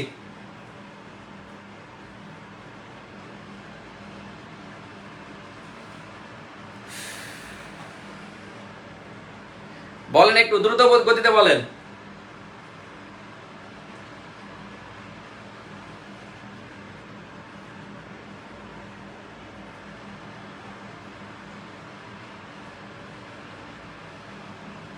আজকে কি থাকবে না আগে শেষ করে দিব? আর একটু পড়াই নাকি? সময় অনেক আছে। দেখেন আমি বলি আপনাদের, ছোট্ট একটা উদাহরণ দেই। নভেম্বরে আপনাদের ঘোষণা হবে, আরো 3 মাস পরে পাবেন সার্কুলার। 3 মাস পরে পাবেন সার্কুলার। তাহলে দেখেন 3 মাস পরে সার্কুলার, চিন্তা করেন 2 মাস পরে, যাই হোক 2 মাস পরে নভেম্বরে। এরপরে সময় তো অতিরিক্ত পাবেন আরো 6 মাস, মিনিমাম 6 মাস তো সময় পাবেন সার্কুলারের পরে, মিনিমাম 6 থেকে 7 মাস, টোটাল 8 মাস। 8 মাসে বই A to Z খাইয়া গিল্লা সব শেষ করে দেওয়া যাবে। ঠিক আছে?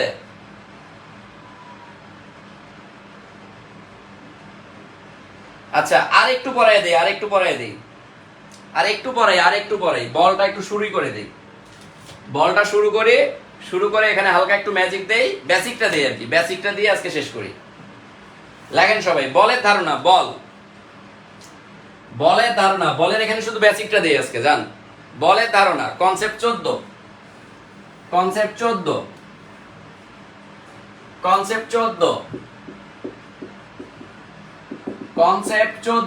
এই 14তে আমরা যেটা শিখবো সেটা হচ্ছে বলের ধারণা। এই বলের ধারণা আমি বেসিকটা আজকে পড়াই দিই। দেখেন এই বলের ধারণা থেকে নিউটনের 3টা সূত্র আবিষ্কার হয়েছে, নিউটন কিভাবে সূত্র আবিষ্কার করলো, কোন সূত্র কি রকম, কেন এই সূত্রটা এরকম, কেন এভাবে উদাহরণগুলো হচ্ছে, কেন ওইভাবে উদাহরণগুলো হচ্ছে, খুবই মজার জিনিস, বোঝার জিনিস। বুঝতে পারলে এখানে আপনি কিং। বুঝতে পারছেন? যেমন দেখেন বলের ধারণায় নিউটন কি বলছে, যে বল কি। ভাই আপনি এখানে দাঁড়ায় আছেন, ওকে ডান, খুব ভালো কথা। মাথা বড় হয়ে গেছে শরীরের থেকে, তাই এটা মাথা, এটা শরীর, এটা আপনি। তা আপনি এখানে দাঁড়ায় আছেন, খুব ভালো কথা। আপনি কি করলেন? আপনি সজোর গতিতে সামনের একটা মানুষকে ভুসি মারলেন, থাম করে একটা ভুসি মারলেন, ধুম করে একটা ভুসি মারলেন। যখন আপনি এখান থেকে সামনের একজন ব্যক্তিকে ভুসি মারবেন, এই যে ভুসিটা মারলেন, আপনার যে বল, এই বলটা কি ওই মানুষটার কাছে লাগলো, এবং মানুষটার কাছে যদি অনেক দ্রুত গতিতে ফোর্সটা লাগে তাহলে মানুষটা সরে যাবে। মনে করেন আমি আমার এই হাতের মধ্যে বল প্রয়োগ করতেছি, এই যে হাত এই জায়গায় ছিল, বল প্রয়োগ করে আমি তাকে দূরে নিয়ে গেলাম, তাহলে বল প্রয়োগে দেখেন এই যে বলের ধারণাটা হচ্ছে, আপনি যদি কোনো বস্তুর উপর বল প্রয়োগ করেন তাহলে বল প্রয়োগ করলে বস্তুটার কি করতে পারবেন? আপনি অবস্থানের পরিবর্তন করতে পারবেন। বল প্রয়োগে বস্তুর অবস্থানের পরিবর্তন হয়। কথা কি বুঝতে পারছেন? তাহলে কোন একটা বস্তুর উপর যখন আপনি কোন একটা স্থির বস্তুর উপর, মনে করেন হাতটা এখানে স্থির, এই স্থির বস্তুর উপর যদি আপনি বল প্রয়োগ করেন তাহলে বল প্রয়োগ করলে বস্তুটার অবস্থানের পরিবর্তন হবে, এই জন্য বল হচ্ছে যে যা স্থির বস্তুর উপর ক্রিয়া করে গতিশীল করে, এবং যা গতিশীল বস্তুর উপর ক্রিয়া করে কি করতে পারে, স্থির করতে পারে বা গতির পরিবর্তন করতে পারে। কথা কি বুঝতে পারছেন? তাইলে এখানে কি বল বলতে কাকে বলে? তাহলে বল কাকে বলে? বল কাকে বলে? যা স্থির বস্তুকে গতিশীল করতে পারে, যা স্থির বস্তুর উপর ক্রিয়া করে, স্থির বস্তুর উপর ক্রিয়া করে, স্থির বস্তুর উপর, স্থির বস্তুর উপর ক্রিয়া করে, ক্রিয়া করে, স্থির বস্তুর উপর ক্রিয়া করে গতিশীল, গতিশীল, গতিশীল, এবং গতিশীল বস্তুর উপর ক্রিয়া করে, গতিশীল বস্তুর উপর যদি আপনি ক্রিয়া করেন, মনে করেন আমার এই হাতটা চলমান, এর উপর যদি আপনি আরো একটা ক্রিয়া করেন, তাহলে ওর কি, ওর দিকের পরিবর্তন হতে পারে। এবং গতিশীল বস্তুর উপর ক্রিয়া করে, ক্রিয়া করে, ক্রিয়া করে গতির পরিবর্তন করতে চাইলে, যদি গতির পরিবর্তন মানে যে গতিতে ছিল তার থেকে বেশি গতি যদি হয়, গতির পরিবর্তন হলে, গতির পরিবর্তন হলে তাকে বল বলে, তাকে বল বলে, বল। তাহলে বলের কাজই হচ্ছে, দেখেন খুবই সিম্পল একটা উদাহরণ, এই যে মার্কারটা চলমান আছে, একে যদি ঘুষি দেয় আরো জোরে চলবে, বা মার্কারটা এখানে আস্তে আস্তে চলতেছে এই বেগে, আমি হঠাৎ করে মার্কারের উপর ঘুষি মারলাম, তাহলে মার্কারটা আরো দ্রুত গতিতে চলে যাবে। অথবা আপনি এখানে সামনের দিকে হাঁটতেছেন, আপনি সামনের দিকে হাঁটতেছেন, আমি পেছন দিক দিয়ে আপনার হাঁটা অবস্থায় মারলাম এক ধাক্কা।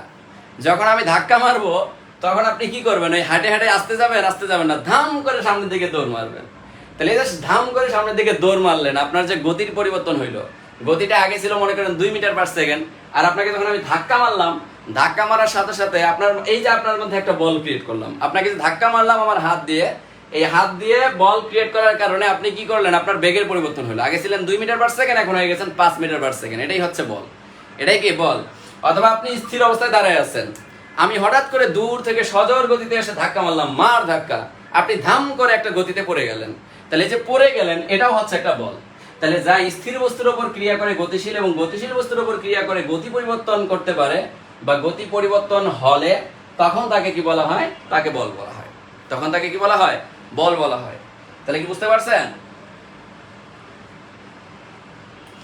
বাসায় আজকে রাতে মেহমান,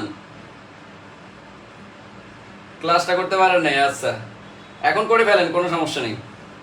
তানিয়া সোহাগ আপু প্রতিদিনই ক্লাস করেন আমি যতটুকু জানি, সো সবসময় ক্লাস কন্টিনিউ করার চেষ্টা করবেন, সবসময় ক্লাস কন্টিনিউ করার চেষ্টা করবেন, ঠিক আছে?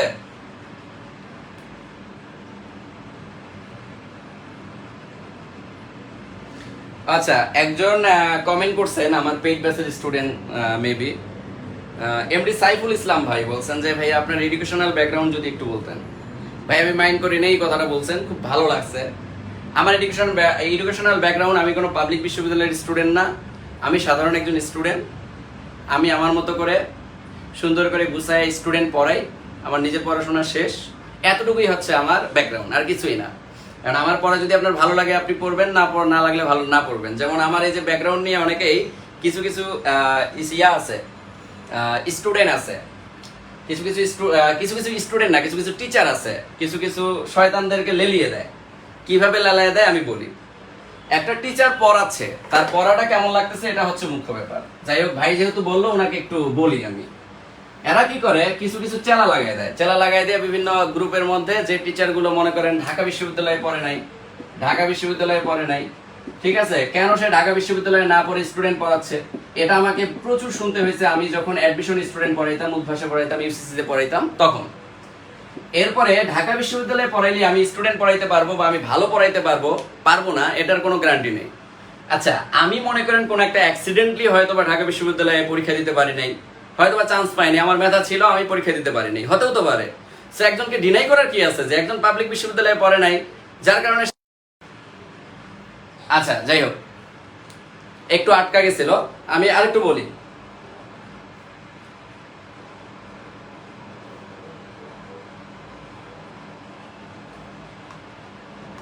আচ্ছা, ক্লাসটা একটু আটকায় গেছে।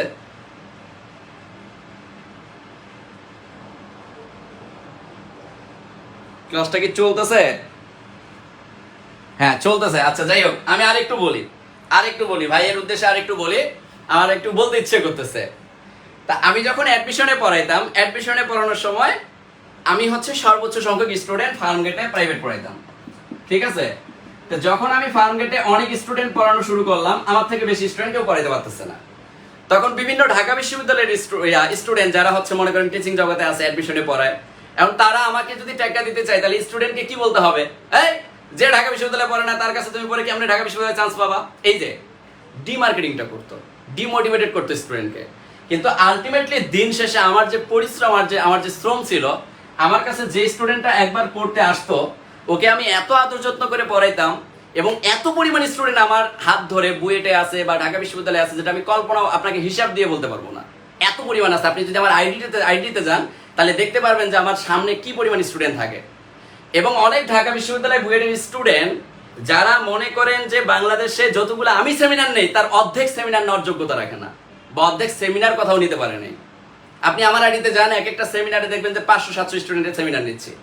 বাইরে আমাকে কন্ট্যাক্ট করে নিয়ে যায় কেন? তারা তো আমার সম্পর্কে জানে যে তো ঢাকা বিশ্ববিদ্যালয়ের নাই, বুয়েটের না, কিন্তু এই মালটা কেন নিয়ে গিয়ে আমরা উপকৃত হব? এই মাল কিছু দিতে পারবে, স্টুডেন্ট ভর্তি করানোর ক্যাপাসিটি আছে, বা একে যদি আমরা কন্টিনিউ করতে পারি এই স্টুডেন্টকে ভালো ডেলিভার দিতে পারবে, দিন শেষে স্টুডেন্টরা ফিডব্যাক ভালো দিবে। কারণ স্টুডেন্টরা দিন শেষে কি চায়? আমি ভালো কিছু পেয়েছি কিনা। আমি ঢাকা বিশ্ববিদ্যালয়ে বা বুয়েটের একটা স্টুডেন্টের কাছে পড়ে অনেক কিছু শিখে গেলাম, আর একটা নন পাবলিক বিশ্ববিদ্যালয়ের স্টুডেন্ট ভালো পড়াইতে পারবে না বা তার ব্যাকগ্রাউন্ড নাই দেখে সে ভালো স্টুডেন্ট না, এমনটা না, এটা কখনো হয় না। এই যে আপনি যেমন প্রশ্নটা করছেন যে আমাকে একজন জিজ্ঞেস করছিল তাই আমি আপনাকে বললাম, আপনাকে জিজ্ঞেস করছে, আপনার ওকে জিজ্ঞেস করা উচিত ছিল যে ভাই সে কোথায় পড়ছে এটা বড় ম্যাটার না সে কেমন পড়াচ্ছে এটা বড় ম্যাটার। সে কোথায় পড়ছে এটা বড় ম্যাটার না সে কোথায় পড়াচ্ছে, মানে কেমন পড়াচ্ছে এটা বড় ম্যাটার। তাকে ডিরেক্ট আপনার এই প্রশ্ন করা উচিত ছিল, তাহলে তার মুখটা চুপ হয়ে যেত। যেমন কিছু টিচার অনলাইনে আমার থেকে হয়তো বা ভালো পড়াইতে পারে না, যার কারণে তারা আমার পেছনে আমার যোগ্যতা দিয়ে না লেগে তারা আমার পেছনের ব্যাকগ্রাউন্ড দিয়ে লাগছে। সে তো ঢাকা বিশ্ববিদ্যালয়ের না, অমুক বিশ্ববিদ্যালয়ের না, সে পাবলিক বিশ্ববিদ্যালয়ের না, সে তো নিজে বিসিএস ক্যাডার। আরে ভাই বিসিএস ক্যাডার হলে একজন BCS cadre Bangla English Urdu ভাষী আপনি সব পড়ে হচ্ছে আপনি মনে করেন যে এক্সপার্ট হচ্ছেন বা হচ্ছে ক্যাডার হবেন। দিন শেষে আপনি বাংলা ইংলিশ সবকিছু পড়ে ক্যাডার হচ্ছেন, আর আমাকে কি করতে হচ্ছে? এই সায়েন্স নিয়ে প্রতিদিন রাত্রে থিসিস করা লাগতেছে, এই ম্যাথ নিয়ে প্রতিদিন রাত্রে আমি থিসিস করে আপনাকে পড়াচ্ছি। আমি ভালো পড়াবো না তার একজন ভালো পড়াবে? একজন ক্যাডার কি ম্যাথ নিয়ে থিসিস করছে? সে তো সবগুলো এভারেজ মিলে একজন ক্যাডার হয়েছে। আর আমাকে কি করা লাগতেছে? আমাকে ম্যাথ নিয়ে প্রচুর পরিমাণে থিসিস করা লাগতেছে। একটা ম্যাথ আপনাকে কত সহজে বোঝানো যাবে, এই ম্যাথটা কিভাবে প্রশ্নে আসতে পারে, কেমন করে আসতে পারে, এই টপিকটা কিভাবে আসতে পারে, কেমন করে আসতে পারে, এটা নিয়ে আমার শ্রম, এটা নিয়েই তো আমি পড়ে আছি রে ভাই, আপনাকে ভালো করে শেখানোর জন্য। তাহলে আমি ভালো পড়াবো না একজন ক্যাডার ভালো পড়াবে? আমি ভালো পড়াবো না একজন ঢাকা বিশ্ববিদ্যালয়ের লোকধারী একজন স্টুডেন্ট ভালো পড়াবে? আমার এই ব্যাচেই তো অনেক ঢাকা বিশ্ববিদ্যালয়ের স্টুডেন্ট আছে, আমার এই ব্যাচেই বুয়েটের স্টুডেন্ট আছে, মেডিকেলের স্টুডেন্ট আছে। আমার গত বছরের ব্যাচেও মোটামুটি প্রায় 400+ স্টুডেন্ট ঢাকা বিশ্ববিদ্যালয় বা বুয়েটের বা বিভিন্ন জায়গার ছিল। তারা তো পড়ছে, পরে নাই। গতবার স্টুডেন্ট আমার প্রায় 2700+ ছিল। এই যে 2700+ স্টুডেন্ট ছিল, এদের মধ্যে প্রিলিতে কত পরিমাণ স্টুডেন্ট টিকছে? এদের মধ্যে কি ঢাকা বিশ্ববিদ্যালয়ের স্টুডেন্ট ছিল না? ছিল। তা আমি ঢাকা বিশ্ববিদ্যালয়ে পড়লে এই যে ব্যাকগ্রাউন্ড নিয়ে আসলে কথাগুলো বললে হয় কি আমার খারাপ লাগে। আসলে এটা আমার খারাপ লাগা থেকে আমি বললাম না, আমার কথা হচ্ছে আমি একজন পরিশ্রমী মানুষ, আমি সর্বোচ্চ ডেডিকেশন দিয়ে স্টুডেন্টকে আদর যত্ন করে পড়াই, এটাই হচ্ছে আমার সবচেয়ে ভালো একটা পয়েন্ট। এই জন্য আমাকে স্টুডেন্টরা ভালোবাসে, স্টুডেন্ট আমার কাছে পড়তে আসে। কারণ আমি চিন্তা করি আমি যখন একটা স্টুডেন্টকে পড়াই তখন এই স্টুডেন্টটা যদি আমার কাছ থেকে 100% এফোর্ট নিয়ে পড়তে পারে, পরীক্ষার হলে গিয়ে কার্যকর করতে পারে, এই স্টুডেন্ট আমাকে সারা জীবন বলবে না, এই স্টুডেন্ট আমাকে আজীবন মনে রাখবে ভাই আপনি একটা জিনিস। আমি যখন প্রথম বিসিএস ক্লাস শুরু করলাম, আমি কম্পিউটারের যে সাজেশনমূলক ক্লাসগুলো ছিল এগুলো থেকে 15-র মধ্যে 12টা আমার কমন ছিল। এই 12টা আমার কমন থেকে স্টুডেন্টরা কি আমাকে আলিঙ্গন করে নাই, ভালোবাসে নাই? আমি প্রচুর পরিশ্রমী ভাই, এবং ডেডিকেশন দিয়ে পড়াতে ভালোবাসি। এই যে আমি কনসেপ্ট ধরে ধরে পড়াচ্ছি, আপনি একটা টিচার অনলাইনে দেখাবেন, একটা টিচার যে আপনাকে কনসেপ্ট ধরে ধরে প্রত্যেকটা টপিক ধরে ধরে পড়ায়, আপনি যদি দেখাতে পারেন আমি গলাটা কেটে দিব। আমি সব টিচারকে ঘেটে দেখছি, এরকম একটা টিচার পাবেন না আপনি যে আপনাকে নিখুঁতভাবে প্রত্যেকটা টাইপ কনসেপ্ট ধরে ধরে পড়ায়। কিন্তু আমি পড়াচ্ছি, কেন পড়াচ্ছি? আমি শুরুতেই বলছি যে ভাই ক্লাস যদি 100 লাগে 100 দিব, ক্লাস যদি 150 লাগে 150 দিব। এটা অন্য টিচার করবে না। অন্য টিচার যদি আপনার 50টা ক্লাস দেয় তাহলে ক্লাস নেবে 45টা, দ্রুত শেষ করে দিবে, টাইম ম্যানেজমেন্ট করবে না। কিন্তু আমি ওরকম না। আমার কথা হচ্ছে আপনাকে আমাকে শেখাতে হবে। আপনাকে শেখাতে গেলে একটা টপিক যদি আমি কম পারি ওটাকে নিয়ে আমি থিসিস করি, আমি গুগল ঘাটি, আমি উইকিপিডিয়া ঘাটি, আমি অনেক কিছু ঘেটে ঘেটে ওটাকে সহজ করি, সহজ করে আপনাকে উপস্থাপন করি। এবার কি বুঝতে পারছেন? সো যাই হোক, আর কিছু বললাম না। আমার কথা হচ্ছে যে এরকম প্রশ্ন আমার কাছে খুব খারাপ লাগে, যার কারণে আমি বললাম কে কোথা থেকে আসলো। হ্যাঁ, ব্যাপারটা এরকমই যে আসলে কে কোথা থেকে আসলো, কে কেমন, কে কোত্থেকে পড়ছে, কার ব্যাকগ্রাউন্ড, কে কে ঢাকা বিশ্ববিদ্যালয়ের, কে বুয়েটের, একজন বুয়েটিয়ান ভালো পড়াবে, একজন ঢাকা বিশ্ববিদ্যালয়ের কলাপাইন একটু কম পড়াবে, আরেকজন নন পাবলিক বিশ্ববিদ্যালয়ের স্টুডেন্ট কম পড়াবে, এটা ডাজেন্ট ম্যাটার। আমি আমার জায়গা থেকে আমি মনে করি যে আমি ঢাকা বিশ্ববিদ্যালয়ের স্টুডেন্টকে আঙ্গুল দেখায় এভাবে টেক্কা দিয়ে আমি অ্যাডমিশনে পড়ায় আসছি। ওরা এক পাশে বুয়েটিয়ান লোগো দিয়ে পড়ায়, আর আমি এক পাশে বলি যে আমি কোথাও পড়ি নাই, আসো আমার কাছে পড়ো। হ্যাঁ, তবে একটা ভুল ছিল, আপনাকে হয়তো বা যে বলছে সে বলার পিছনে রিজন ছিল। ভাই আমি আমার একটু হিস্ট্রিটা বলি আপনাকে তাইলে। আমি যখন সর্বপ্রথম ঢাকায় আসি তখন উদ্ভাসে কিভাবে পরীক্ষা দিয়ে টাকা যায় বা হচ্ছে কিভাবে টিচার হওয়া যায়। তো উদ্ভাসে গিয়ে দেখতেছি উদ্ভাস বুয়েটিয়ান আর ডাবিয়ান ছাড়া নেয় না। এই জায়গায় আমাকে একটা ভুল সিদ্ধান্ত নিতে হয়েছিল। এই ভুল সিদ্ধান্তটা আমি একটু আপনাকে শেয়ার করি। এরপর ইউসিসিতে গেলাম। ইউসিসিও কি রে ভাই, ঢাকা বিশ্ববিদ্যালয়ের বুয়েটিয়ান লোক ছাড়া কাউরে নেয় না। কারণ আমার কথা হচ্ছে আমি অনেক ভালো পড়াই, আমাকে কেন নিবে না। তো এই জায়গায় আমি যখন সিভি জমা দেই, সিভিতে আমি ভুল করে ডিইউ উল্লেখ করছিলাম। কেন ডিইউ উল্লেখ করছিলাম? বাধ্য হয়ে। কারণ ঢাকা বিশ্ববিদ্যালয়ে উল্লেখ না করলে আমাকে তারা নিবেই না, আমার যোগ্যতা তাদের কাছে কোনো ভ্যালুই নেই। কিন্তু আমি যখন ঢোকার পরে যখন তাদেরকে জানাইছি যে ভাই আমি কিন্তু সত্যিকার অর্থে ঢাকা বিশ্ববিদ্যালয়ের না, কিন্তু আমি প্রপারলি আবার উদ্ভাসের পরিচালকরে বলছি, ইউসিসির পরিচালকরে বলছি ভাই এরকম ব্যাপার, আপনারা তো ভাই সিভি জমাই নেন না, যার কারণে বাধ্য হয়ে আমি দিছি। কিন্তু আলটিমেটলি আমার লাইফে একটা হিস্ট্রি আছে, হয়তো ঢাকা বিশ্ববিদ্যালয়ে পরীক্ষা দিলে আমার 1 থেকে 20 এর মধ্যে পজিশন থাকতো, কিন্তু আমি পরীক্ষা দিতে পারি নাই, বা আমার একটা ক্রাইসিস মোমেন্ট ছিল। এখন ভাই আমাকে কিছু বলার নাই, আপনি যদি কিছু বলেন যে না মমিনুল স্যার আপনার হচ্ছে ক্লাস ভালো হচ্ছে না, স্টুডেন্টের ফিডব্যাক খারাপ দিচ্ছে, তাইলে হচ্ছে ভাই আমি আপনার ব্যাস ইয়া থেকে বের হয়ে যাব। এই যে উদ্ভাস মাতাইছি, ইউসিসি মাতাইছি বা আদার্স অন্যান্য কোচিং, আমার আইডিতে যাবেন, মামিনুল ইসলাম আইডিতে গেলে বুঝতে পারবেন যে কি পরিমাণ স্টুডেন্ট পড়াইছি জীবনে। তো এই যে এতগুলো স্টুডেন্ট পড়াইলাম লাইফে, কি দিয়ে পড়াইছি জানেন? পরবর্তীতে আমি সব স্টুডেন্টকে একটা জিনিসই বলছি যে ভাই দেখ, জীবনে একটা জিনিস ভুল করছিলাম, কিন্তু ওই ভুলের কারণে তোদেরকে আজকে আমি পড়াতে পারতেছি। যদি আমি এই ভুলটা না করতাম তাহলে আজীবনও আমাকে এই উদ্ভাস কখনো জায়গা করে দিত না, এই ইউসিসি কখনো জায়গা করে দিত না, বা হচ্ছে কনফিডেন্সের মতো কোচিং কখনো এই মমিনুল স্যারে ডাকতো না। যে মমিনুল স্যার আসেন, আমার ডেডিকেশন দেখছে, আমার কাছে অনেক স্টুডেন্ট পড়ে, এখন কনফিডেন্স ফোন দিয়ে ফোনের পর ফোন দেয় শিডিউল নেওয়ার জন্য, আমি শিডিউল দেই না। কেন দেই না? কারণ আমার কাছে আমার স্টুডেন্ট আগে। আপনাদের জন্য আমি আমার কনফিডেন্সে পর্যন্ত শিডিউল দেই না। আবার অনেক শয়তান আছে যারা বলে যে ভাই তো অনেক কনফিডেন্সও ক্লাস নেয় না। ভাই আমার আইডিতে গিয়ে দেখ, নীলক্ষেতে গিয়ে ক্লাস নিয়েছি, মিরপুরে ক্লাস নিলাম, উত্তরায় ক্লাস নিলাম, সব প্রুফ সহ আছে, প্রমাণ সহ আছে, সব জায়গায়। আমি ইচ্ছা করি আর শিডিউল দেই না। কেন দেই না? কারণ আমি শিডিউল দিতে গেলে একটা রাত একটা জায়গায় থাকতে গেলে আপনাদের ক্লাস নিতে পারবো না। সো যাই হোক, এই ব্যাপারগুলো আসলে খুবই প্যারা দেয়। আমি আমার জায়গা থেকে প্রচন্ড পরিমাণে ডেডিকেটেড, এটা শুধু মনে রাখবেন যে মামিনুল ভাই হচ্ছে ডেডিকেটেড, ঠিক আছে।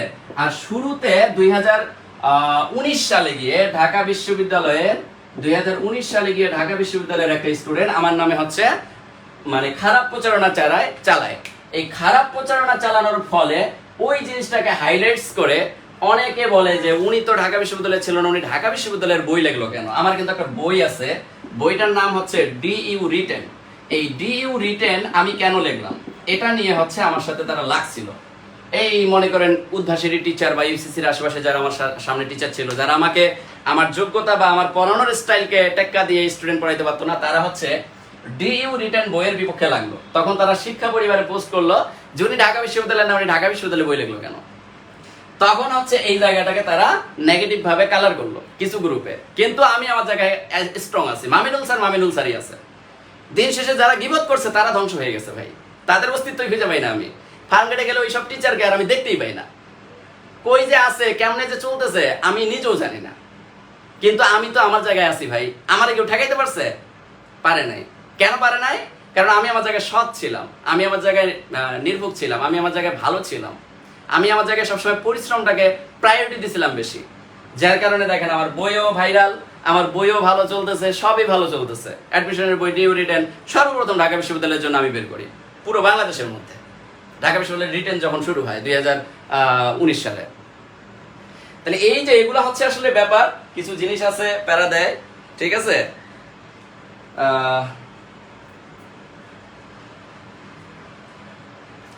যাই হোক, আমার হচ্ছে কি আমি বলি, আমি আমার ক্লাস দিয়ে উঠছি, আমি আমার হচ্ছে পজিশন দিয়ে উঠছি, এটাই। আর আপনাদেরকে কেউ যদি জিজ্ঞেস করে শুধু আমার একটা কথাই জিজ্ঞেস করবেন, ভাইয়া উনি হচ্ছে অনেক ডেডিকেটেড। উনি অনেক ডেডিকেটেড, এটা আমরা জানি, এই জন্য ওনার কাছে পড়তেছি। এবং উনি আমাদেরকে অনেক আদর যত্ন করে পড়ায়। আপনি যতটুকু ভালো পড়াবেন তার থেকে ভালো পড়ায় মনে হয়। এটা এই কথাটাই বলবেন, আর কিছু বলবেন না, ঠিক আছে? এতটুকু বললেই আনাফ। আমার কাছে কি স্টুডেন্ট কম পড়ে? হ্যাঁ, দিন শেষে সবচেয়ে এভারেজ যদি স্টুডেন্ট করি, সবচেয়ে বেশি স্টুডেন্ট পড়াই আমি। তাইলে পুরো বাংলাদেশের অনলাইন টিচারের মধ্যে সবচেয়ে বেশি স্টুডেন্ট কেউ এখন পড়ায়, সেটা আমি পড়াচ্ছি। সবগুলো ব্যাচ মিলাই যদি আমি এক জায়গায় করি, বুঝতে পারছেন? সো এগুলো আসলে বলতে চাই না, এগুলা হচ্ছে কি ডেডিকেশনের মূল্য আপনি পাবেন আপনি যদি পরিশ্রমী হন। এই কেন এমএম কলেজ থেকে গত 2 বছর আগে প্রশাসনে থার্ড হইলো। প্রশাসনে থার্ড তো হওয়ার কথা ছিল ঢাকা বিশ্ববিদ্যালয়ের student. MM college, Jessore MM college থেকে কেন থার্ড হইলো? পরিশ্রম করছে, হয়ে গেছে। আপনি কোথায় পড়তেছেন? যদি কোনো ন্যাশনালে পড়েন, নিরাশ হচ্ছেন কেন? আপনি ন্যাশনালে পড়ছেন থেকে কি বিসিএস ক্যাডার হইতে পারবেন না, ফরেন ক্যাডার হইতে পারবেন না, প্রশাসন ক্যাডার হইতে পারবেন না? কে বলছে? পরিশ্রম করেন না।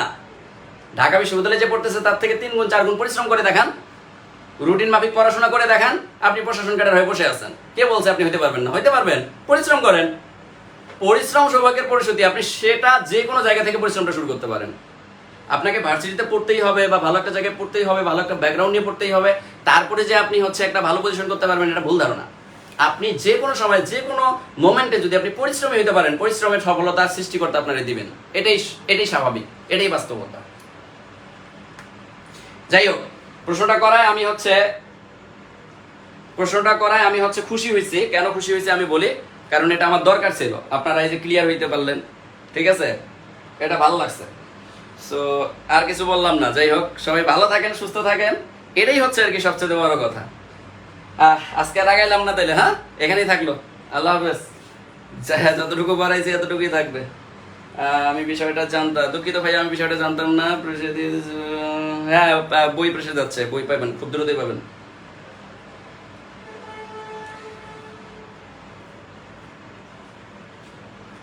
মানুষের কাজই আসলে সমালোচনা করা। I don't care. আমি হচ্ছে আমার গতিতে চলি সব সময়। আল্লাহর অশেষ রহমতে আমি ভালো আছি, আরো ভালো চলবো সামনে, ঠিক আছে?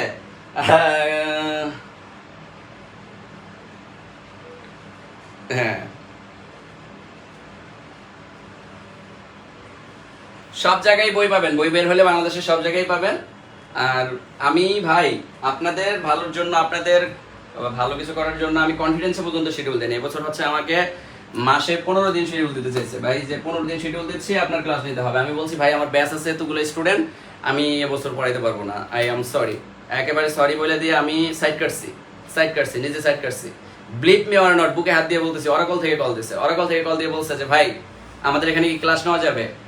অনলাইনে পপুলার হয়ে গেছি, অনেক স্টুডেন্ট পড়াই এখন। অরাকলের কাছেও আমি সেরা টিচার, কনফিডেন্সের কাছে, রাজুর কাছেও আমি সেরা টিচার, ম্যাডামের কাছেও আমি সেরা টিচার। কেন? কারণ ওই যে ডেডিকেশনের মূল্য পাইছি। আপনি ডেডিকেটেড হলে আপনাকে সবাই চায়, আপনি ডেডিকেটেড না হলে আপনাকে কেউই চায় না। এটাই বাস্তবতা, আর কিছুই না। বাস্তবতা খুবই কঠিন, ডেডিকেশনের কাছে সবাই বিক্রি। তো ঠিক আছে, সবাই ভালো থাকেন, সুস্থ থাকেন। সবাই সুস্থতা কামনা করে এখানেই শেষ করতেছি। আল্লাহ হাফেজ।